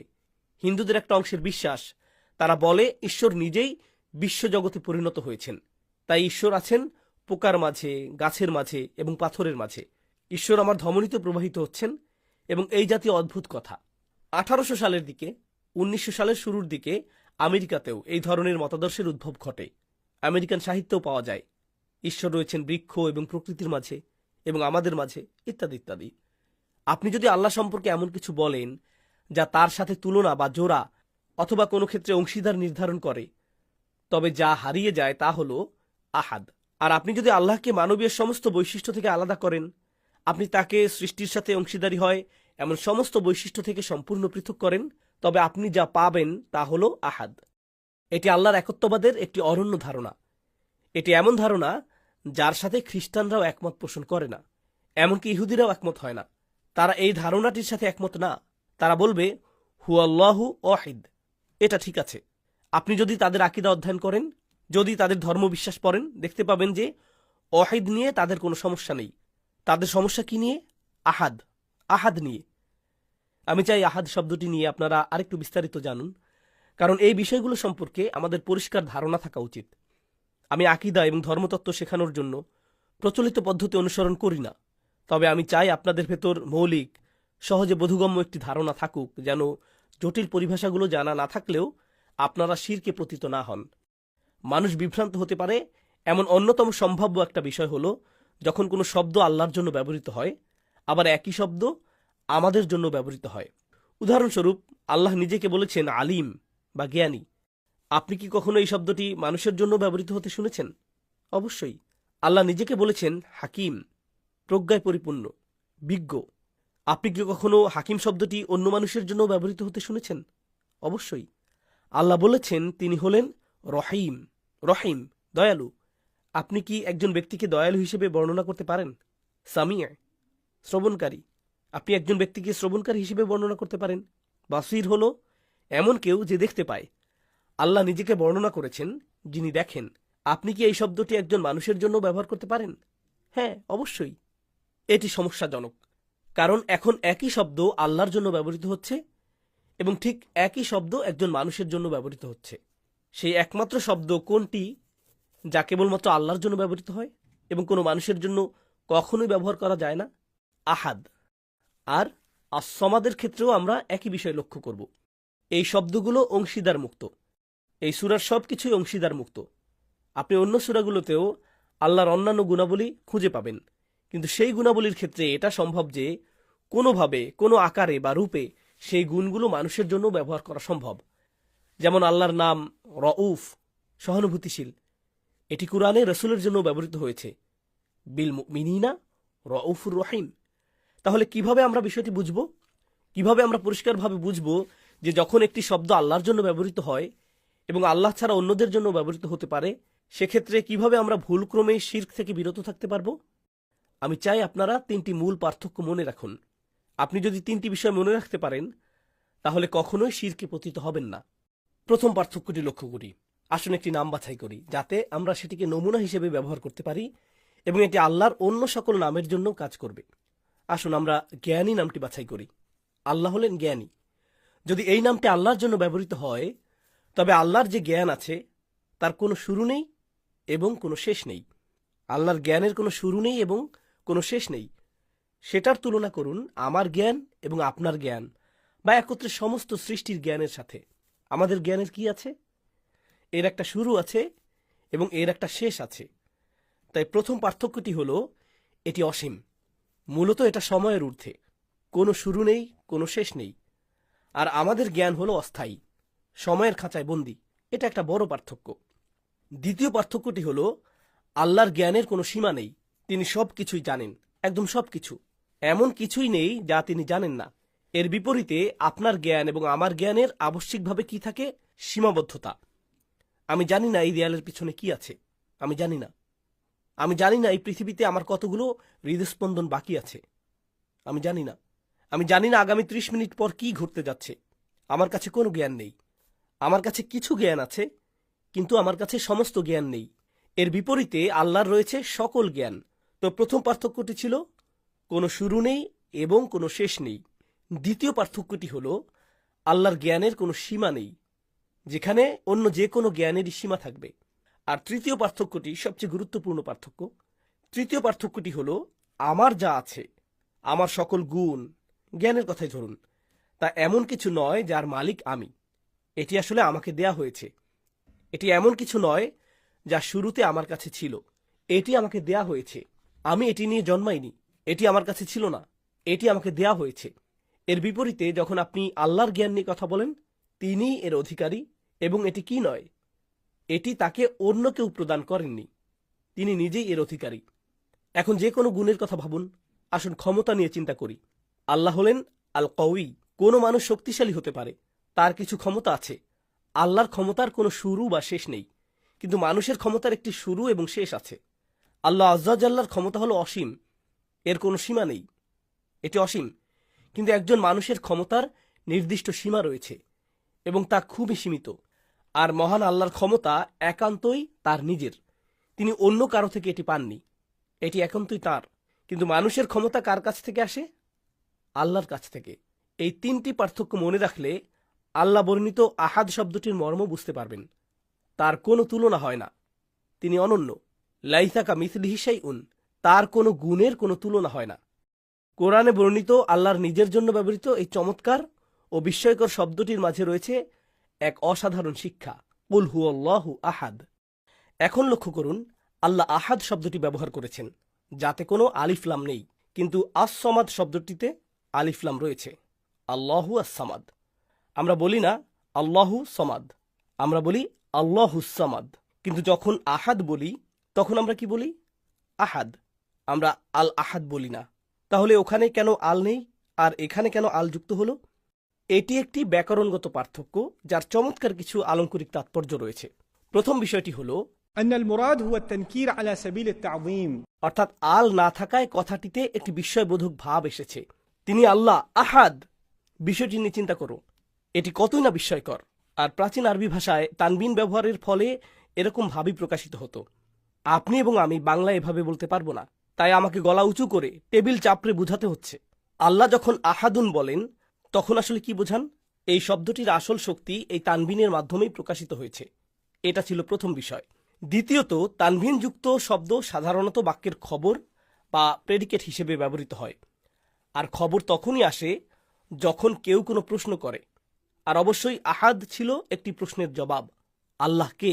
আর সেই প্রশ্নের যথাযথ উত্তর প্রদানের জন্যই এখানে আলিফলাম অনুপস্থিত। আপনাকে এখানে তানবিনই বসাতে হবে। তাই এর দ্বিতীয় সুবিধা হলো এটি একটি খবর হিসেবে কাজ করছে। যারা এই সংবাদটি খুঁজছে এটি তাদেরকেই সংবাদটি দিচ্ছে। এই আল্লাহকে, তার সম্পর্কে যা জানা প্রয়োজন তা হলো আহাদ। আর এটাই হলো মূল সংঘাতের বিষয়। এ কারণেই আপনি অত্যাচারের শিকার হতে পারেন। এ কারণেই বিলাল রাদিয়াল্লাহু তাআলা আনহুকে অমানসিক নির্যাতন সইতে হয়েছিল। তার বুকে রাখা ছিল বিশাল পাথর, তার মুখ দিয়ে শুধু একটি শব্দই বের হচ্ছিল, আহাদ আহাদ। এটাই হলো মূল বিরোধের জায়গা। আল্লাহ বলাটা কোনো সমস্যা নয়, এমনকি কাফেররাও আল্লাহকে স্বীকার করত, কিন্তু তারা আহাদ মানতে অস্বীকৃতি জানিয়েছে। সুবহানাল্লাহ, কি অসাধারণ একটি শব্দ আল্লাহ আমাদেরকে শিখিয়েছেন। আপনাদেরকে একটা ঘটনা বলি, আমার এক বন্ধুর ঘটনা। সে এটা দেখে আমার উপর হয়তো খুব রাগ করবে, কিন্তু ঘটনাটা আমাকে বলতেই হবে। আরকানসাস অঙ্গরাজ্যে আমার খুব কাছের এক বন্ধু, সে ইসলাম গ্রহণ করেছে। আমি প্রায়ই তার কথা বলে থাকি, এখন আবারও বলছি। সে ছিল দর্শনের ছাত্র, ফিলোসফিতে তার মাস্টার্স ডিগ্রি ছিল, সমাজের অভিজাত শ্রেণীর প্রতিনিধি। সে নিজের ব্যাপারে বলে, আমি ছিলাম ফ্যাশন সচেতন মানুষ। সে এবং তার স্ত্রী উভয়ই শ্বেতাঙ্গ। তারা আরকানসাসে বসবাস করে। তার স্ত্রী সম্ভবত বায়োমেডিসিনে পিএইচডি করেছে, আর সে নিজে ফিলোসফিতে মাস্টার্স। সে বিশ্ববিদ্যালয়ে থাকাকালীন লাইব্রেরিয়ানের কাজ করত। খুবই দার্শনিক ভাবধারার একজন মানুষ। আর তার দর্শনের পাঠের একটা বড় অংশ ছিল ধর্মতত্ত্ব বা ফিলোসফি অফ রিলিজিয়ন। তাই সে ইসলাম সহ বিভিন্ন ধর্ম নিয়ে পড়াশোনা করেছিল। মূলত তারা দুজনই ছিল অ্যাগনস্ট বা সংশয়বাদী। সংশয়বাদী অর্থ কি জানেন? ঈশ্বর যে আছেন তা নিয়ে আমরা চিন্তিত নই, আবার ঈশ্বর যে নেই সে বিষয়েও আমরা চিন্তিত নই। আমরা শুধু পৃথিবী উপভোগ করছি, এটাই হলো সংশয়বাদী। তো সেও ছিল একজন সংশয়বাদী। সে এবং তার স্ত্রী বিয়ে করল এবং তাদের কোল জুড়ে প্রথম সন্তান এলো। তাদের ছেলে ট্রিস্টান যখন জন্ম নিল তখন অ্যাম্বিলিক্যাল কর্ড বা নারটি গলার চারপাশে বেশ কয়েকবার পেঁচানো ছিল।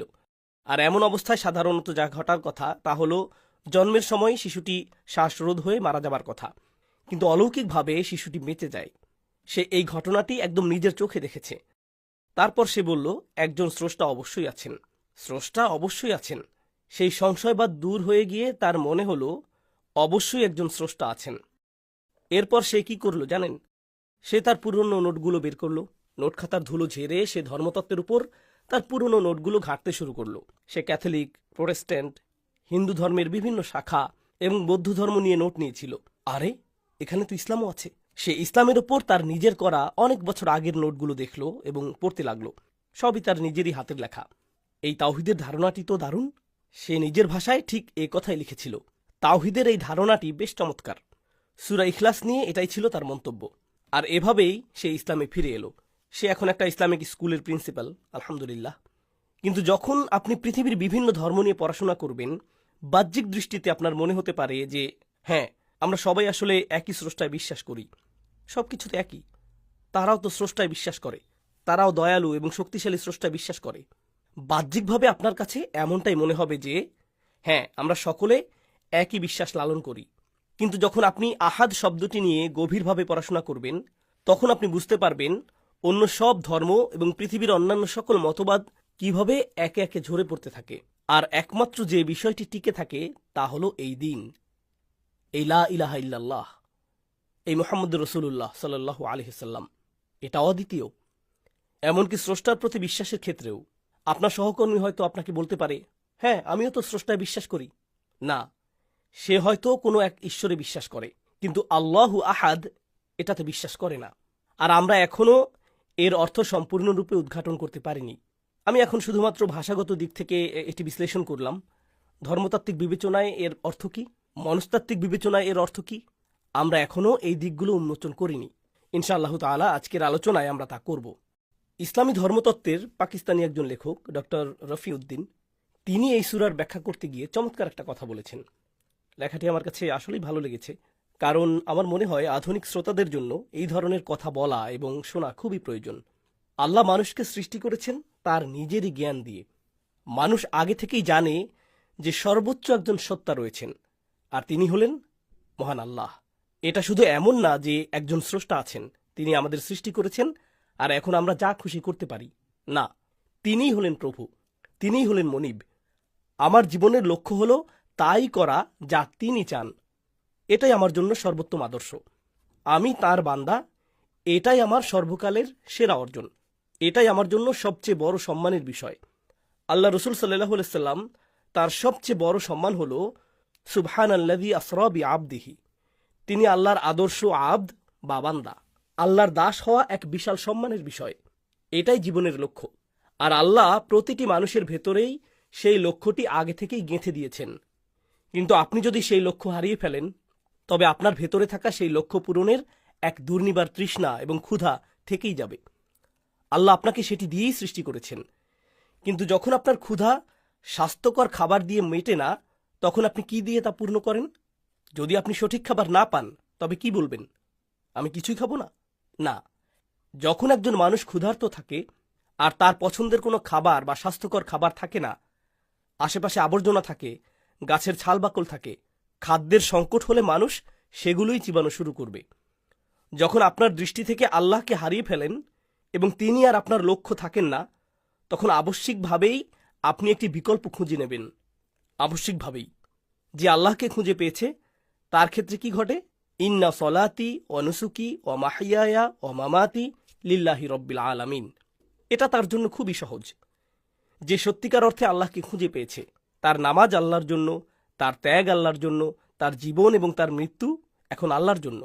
সে যেভাবে বাঁচে, যেভাবে খায়, যেভাবে ঘুমায়, জীবনে যা করতে চায়, তার দীর্ঘমেয়াদী লক্ষ্য, স্বল্পমেয়াদী লক্ষ্য, তার নিজের সন্তানদের নিয়ে কি পরিকল্পনা, কেন সে পড়াশোনা করেছে, কোথায় কাজ করবে, সব কিছুই এখন আল্লাহর জন্য। এটাই তার লক্ষ্য। কিন্তু সেই লক্ষ্য যার থাকে না, তাকে অন্য কোনো লক্ষ্য খুঁজে নিতে হয়। প্রাচীন সমাজে মূর্তি ছিল, অন্য ধর্ম ছিল, অন্য উপাস্য খুঁজে পাওয়া যেত। কিন্তু আমাদের এই সময়ে বিষয়টি আরও বেশি মর্মান্তিক হয়ে দাঁড়িয়েছে, অনেক বেশি মর্মান্তিক। এখন আপনি এমন মানুষ পাবেন যে নিজের শরীর নিয়ে আচ্ছন্ন, দিনে 18 ঘন্টা ব্যায়াম করছে এবং জীবনে তার একমাত্র লক্ষ্য হল শরীরকে আরও বেশি পেশিবহুল করা। এটাই একমাত্র লক্ষ্য। স্টেরয়েড নেয়া আর শীর্ষে অবস্থান করা, সুঠাম দেহ বজায় রাখা। অথবা তারা শরীর চর্চার লক্ষ্য নির্ধারণ করে, আমাকে ব্যায়ামটি এতবার করতে হবে, বা আমাকে এতগুলো পুশ আপ দিতে হবে, অথবা আমাকে এত কেজি ওজন নিয়ে বেঞ্চ প্রেস করতে হবে, ইত্যাদি। এটাই তাদের লক্ষ্য, এটাই তাদের ইলাহ হয়ে দাঁড়িয়েছে। অনেকের জীবনটা অর্থকেন্দ্রিক হয়ে গেছে। আপনি কি এমন মানুষ দেখেছেন তারা ক্যারিয়ার ছাড়া অন্য কোনো বিষয়ে কথাই বলতে পারে না? আমি এই কোম্পানিতে কাজ করি, আমি এটা করি। আর যে মুহূর্তে তারা চাকরি হারায়, আত্মঘাতী হয়ে ওঠে। কারণ সারা জীবন তারা কেবল এটা নিয়েই ভেবেছে, সারা জীবন ধরে তারা কেবল এটাই করেছে, এটাই তাদের লক্ষ্যে পরিণত হয়েছে। কিছু মানুষের জন্য তাদের সন্তানরাই সবচেয়ে গুরুত্বপূর্ণ। তারা তাদের সন্তানদের জন্যই বাঁচে, তারা সন্তানদের জন্যই সব কিছু করে, দিন রাত শুধু সন্তানদের নিয়েই ভাবে। তাদের মনে অন্য কোনো চিন্তাই কাজ করে না। সন্তান ছাড়া তাদের সামনে আর কোনো লক্ষ্যই থাকে না, তারা কেবল এর পেছনেই ছোটে। যখন আপনি আল্লাহকে খুঁজে না পান, তখন আপনি অন্য কিছু খুঁজে পাবেন এবং এর পেছনেই ছুটতে থাকবেন। আপনি এর জন্যই জীবন উৎসর্গ করবেন। মানুষের মধ্যে এই ব্যাপারে কোনো ব্যতিক্রম নেই। এখনকার সময়ে অলস মানুষদের ক্ষেত্রেও একই কথা প্রযোজ্য। আপনারা হয়তো জিজ্ঞেস করতে পারেন, অলস ব্যক্তি এরকম হয় কিভাবে? সেই ছেলেগুলোর কথা ভাবুন যারা দিনে 20 ঘন্টা ভিডিও গেম খেলে আর সোফা থেকে নড়েও না। তাদের লক্ষ্যটা কি? নিজেকে বিনোদন দেওয়া, স্ক্রিনের সামনে পড়ে থেকে নিজেদের মস্তিষ্কের কোষগুলোকে ফ্রাই করা। এটাই তাদের চূড়ান্ত লক্ষ্য, এটাই তারা অর্জন করতে চায়। আর এটা অর্জন করার জন্য প্রতিদিন তারা কঠোর পরিশ্রম করে যাচ্ছে, তাই না? এগুলো সবই হলো তাওহীদকে উপলব্ধি না করার মনস্তাত্ত্বিক প্রভাব। আল্লাহ এক অদ্বিতীয়, এটা বলা সহজ, কিন্তু তিনি কি আমাদের জীবনেও এক অদ্বিতীয়? তিনি কি আমার জন্য সেই এক অদ্বিতীয় সত্তা, নাকি আমার অন্য কোনো এক অদ্বিতীয় সত্তা আছে যার পেছনে আমি ছুটছি? নাকি অন্য কোনো কিছু আছে যাকে আমি সর্বোচ্চ অগ্রাধিকার প্রদান করি? আল্লাহ কিছুটা ভিন্ন ভাষায় এই প্রশ্নটি করেছেন। তিনি বলছেন, মা গর্রাকা বিরব্বিকাল কারিম, কিসে তোমাকে তোমার মহান রব থেকে বিভ্রান্ত করল? এত গুরুত্বপূর্ণ কোন বিষয়টি ছিল যার পেছনে তুমি ছুটেছ, যার কারণে তুমি আমার পথে আসতে পারলে না? সুবহানাল্লাহ, সুবহানাল্লাহ।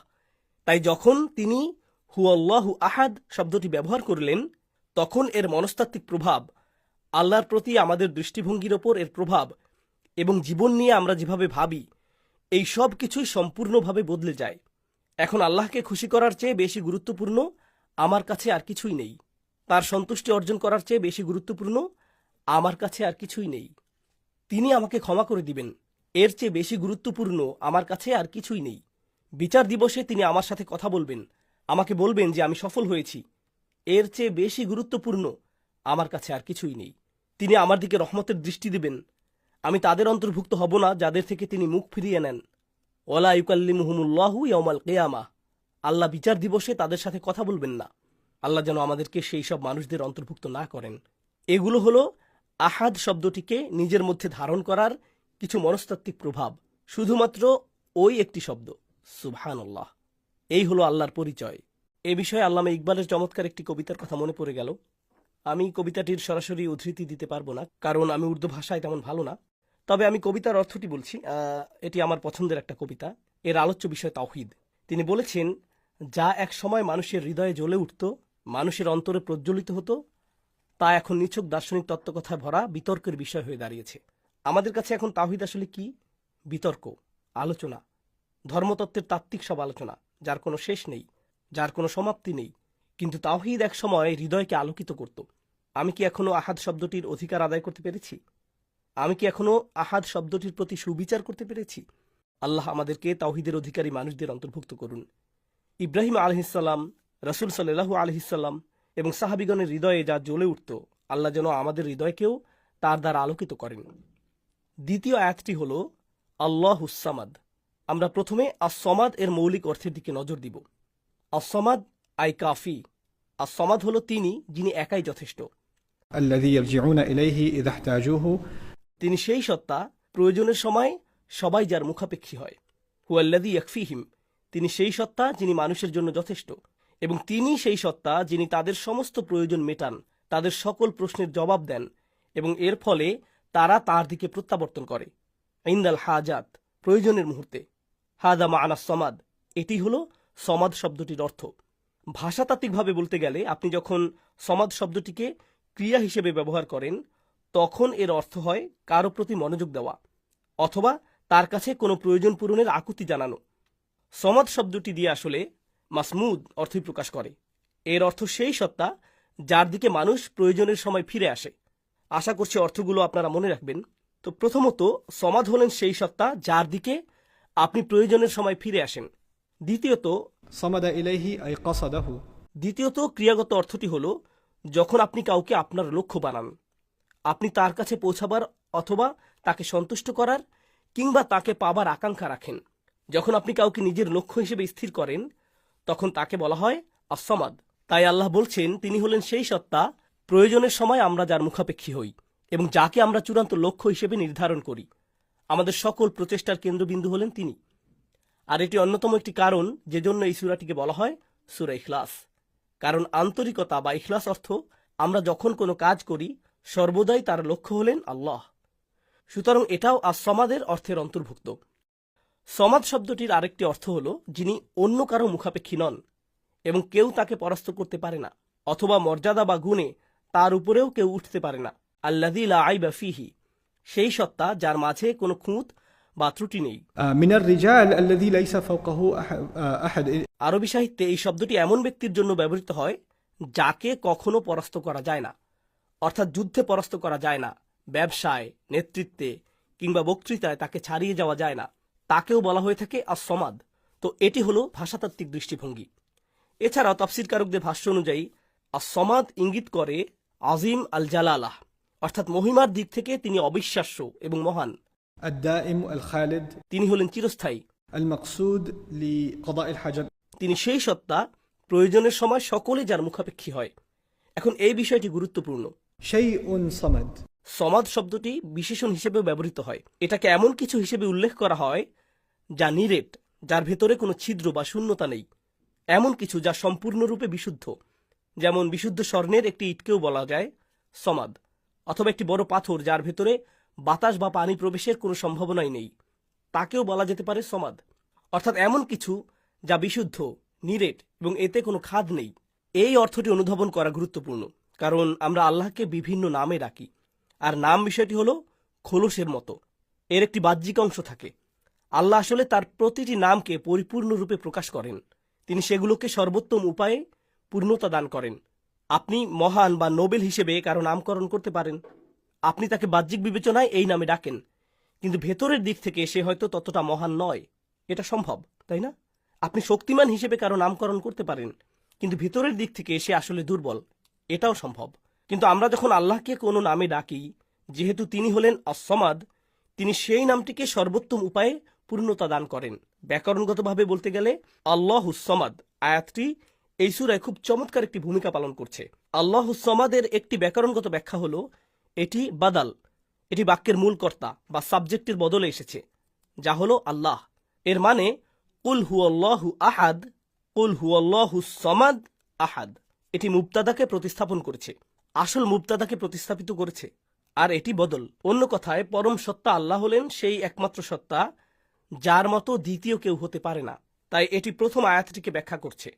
এটি হলো দ্বিতীয় আয়াতের মাধ্যমে প্রথম আয়াতটির ব্যাখ্যা। এই হলো আয়াতটি বোঝার একটি উপায়। আয়াতটি বোঝার অন্য একটি উপায় হলো বর্ণনাটি শুরুর স্থান থেকে আরো গভীরে যাচ্ছে এবং আল্লাহ শব্দটির পুনরাবৃত্তি করা হচ্ছে, কারণ আল্লাহ নিজের এমন বর্ণনা দিচ্ছেন যেরকম বর্ণনা আরবের মানুষ আল্লাহ সম্পর্কে কখনোই প্রদান করেনি। তারাও বলতো যে আল্লাহ হলেন সৃষ্টিকারী, তারাও বলতো যে আল্লাহ দয়ালু। তারা যা বলতো না তা হলো আহাদ কিংবা সমাদ। তাই তিনি উল্লেখ করেছেন আল্লাহ আহাদ, আল্লাহ আস-সমাদ। আর আস-সমাদের মধ্যে আলিফ লাম আছে, যা পরম অর্থ প্রদান করে, অর্থাৎ ইস্তিগরাক, অর্থাৎ সমাদ শব্দটির মধ্যে কোনোভাবেই আর কিছুই অবশিষ্ট নেই।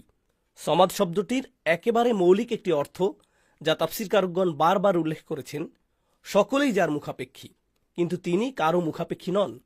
এটাই হলো আস-সমাদ। আল্লামা বেকাই তার তাফসীর গ্রন্থে আগের সূরাটির ব্যাখ্যায় চমৎকার একটা বিষয় উঠে এসেছে। এর আগের সূরা কোনটি? সূরা লাহাব।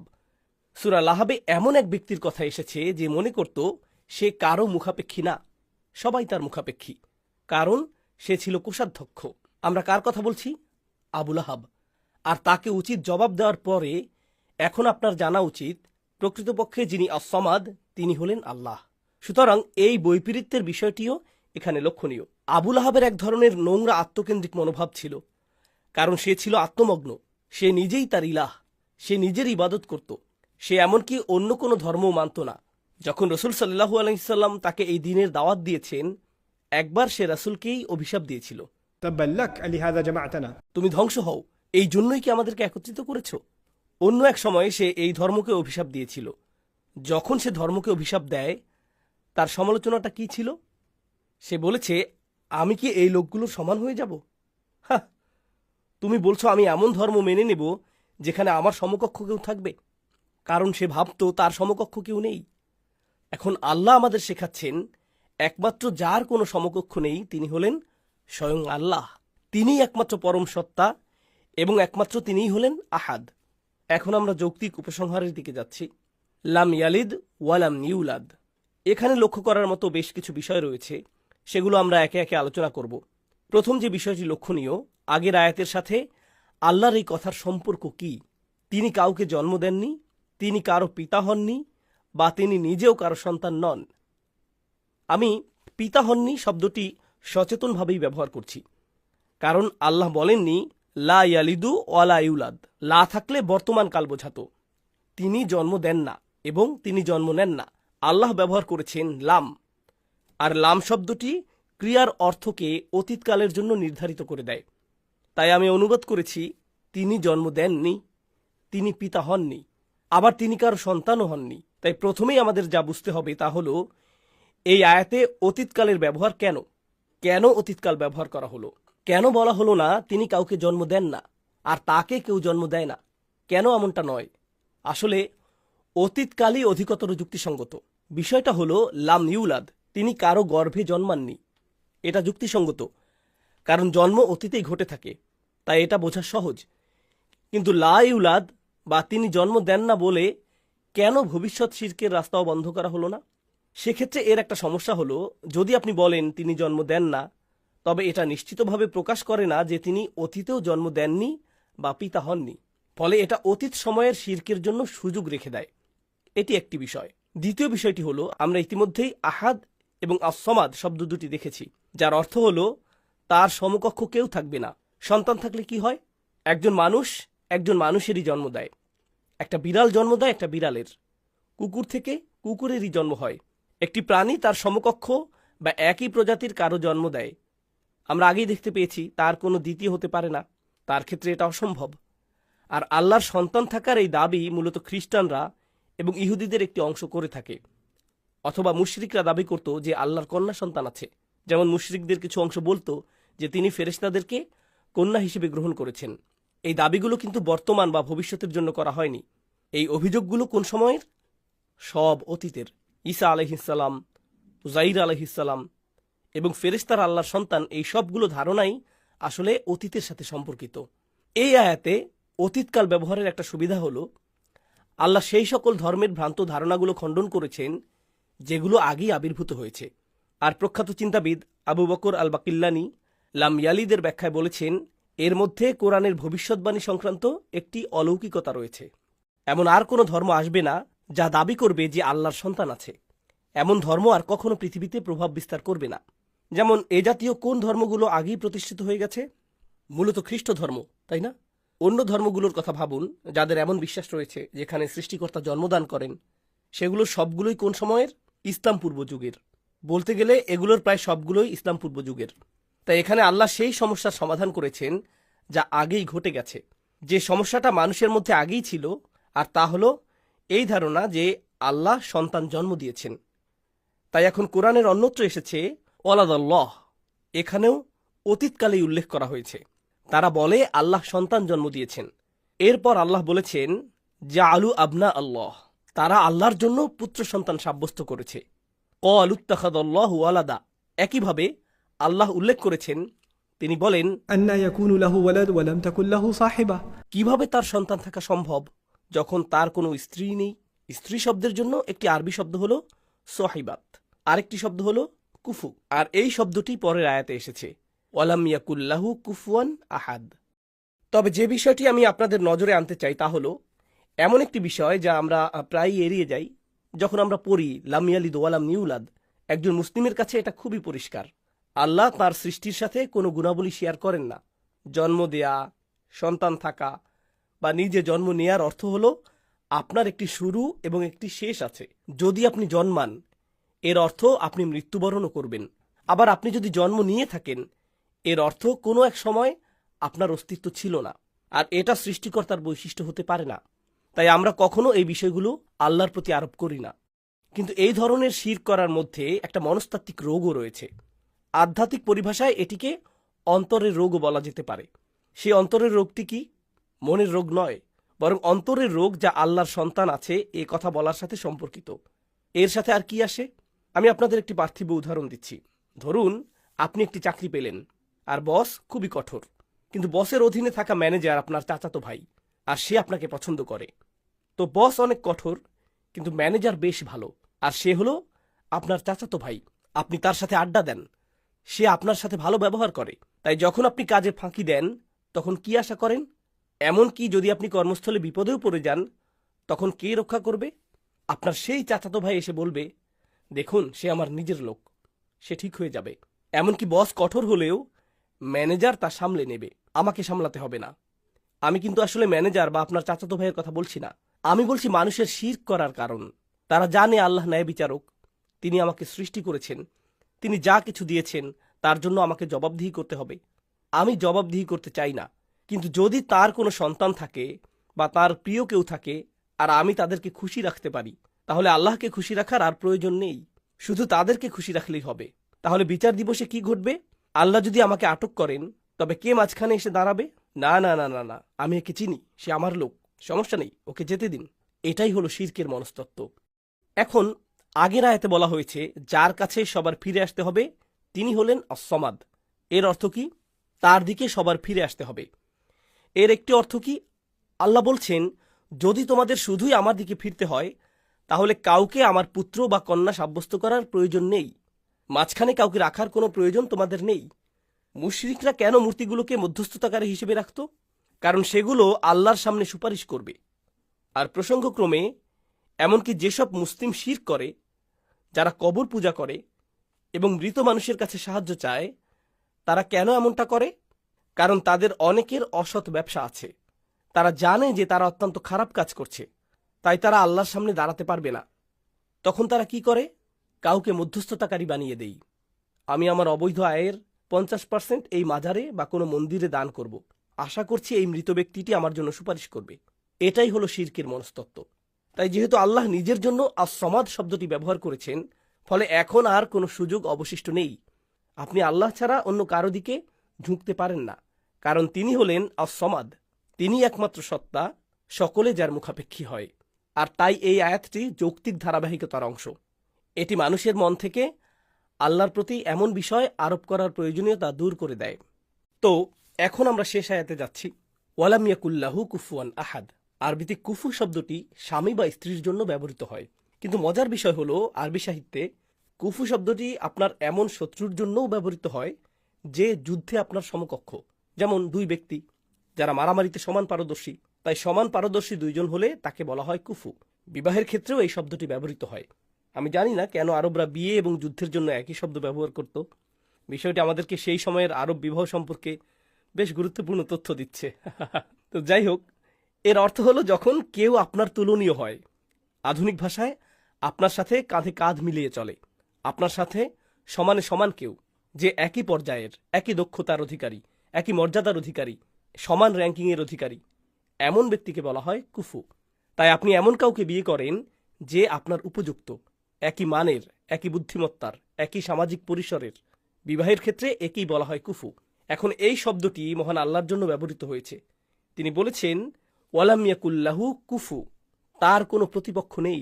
এমন কেউ নেই যে তার সাথে তুলনীয় হতে পারে, এমন কেউ নেই যে আল্লাহর সামনে সমান হতে পারে, এমন কেউ নেই যে আল্লাহর সমানে সমান হতে পারে।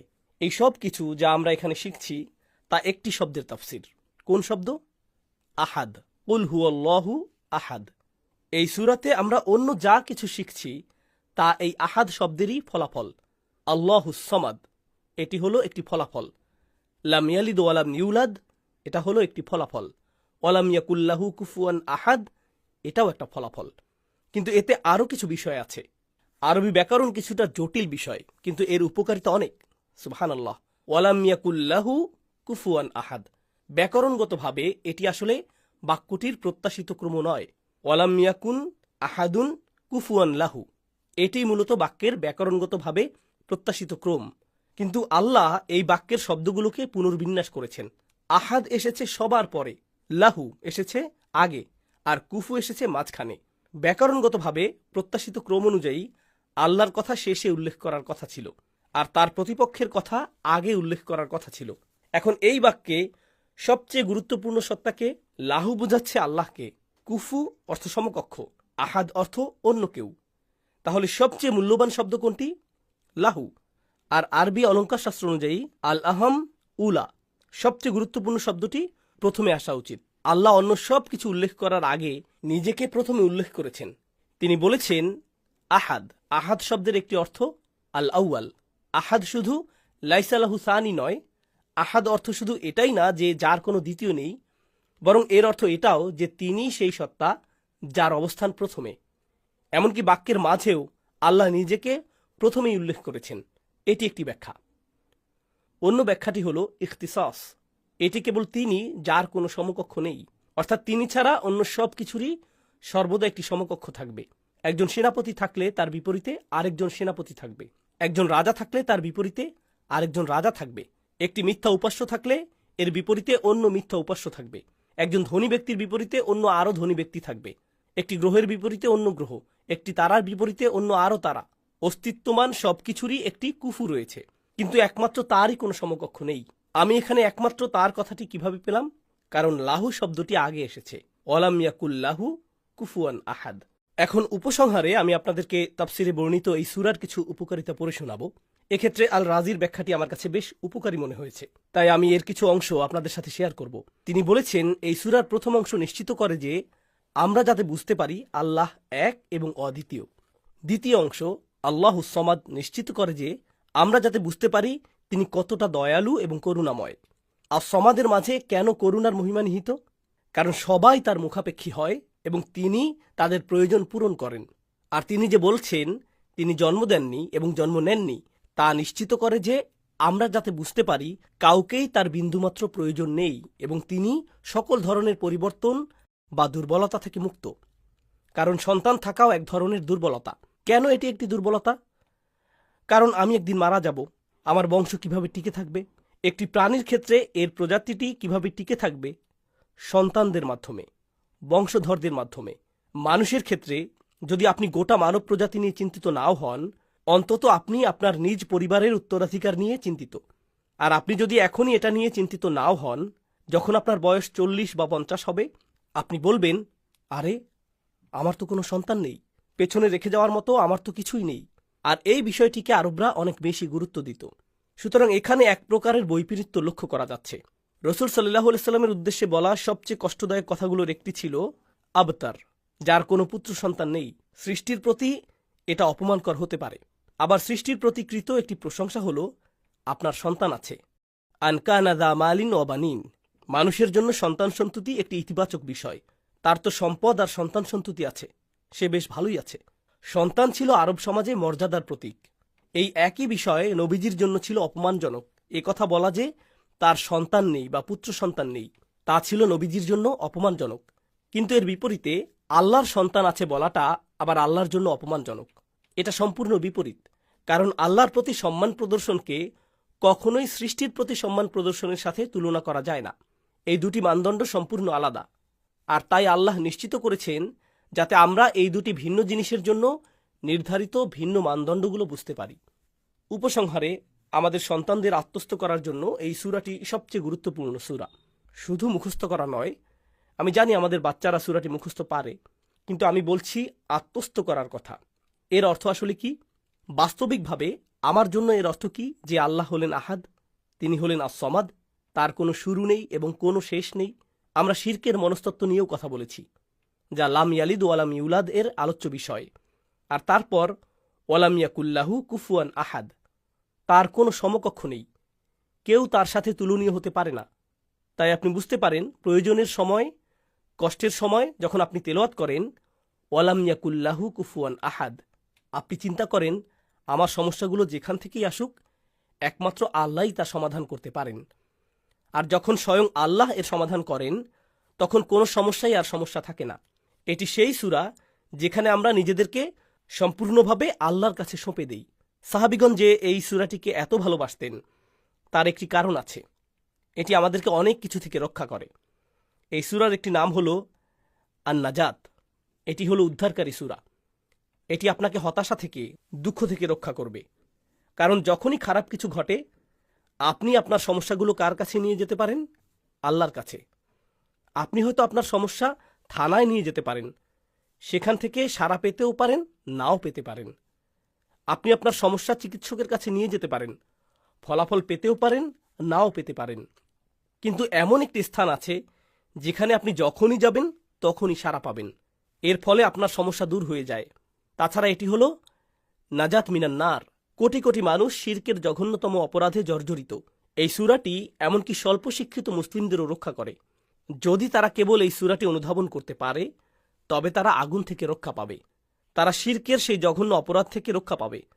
আল্লাহ আমাদের এবং আপনাদের সন্তানদের শিরকের অপরাধ থেকে রক্ষা করুন। আল্লাহ আমাদের এই সূরার অসাধারণ শিক্ষাগুলো আত্মস্থ করার তৌফিক দান করুন। আল্লাহ আমাদেরকে তাদের অন্তর্ভুক্ত করুন যারা কোরআন অনুধাবন করে, তা আত্মস্থ করে, কোরআনের মাধ্যমে আল্লাহকে স্মরণ করে এবং তার প্রিয় রসুল সাল্লাল্লাহু আলাইহি সাল্লামের প্রদর্শিত সুন্নাহ অনুযায়ী কোরআনের উপর আমল করে।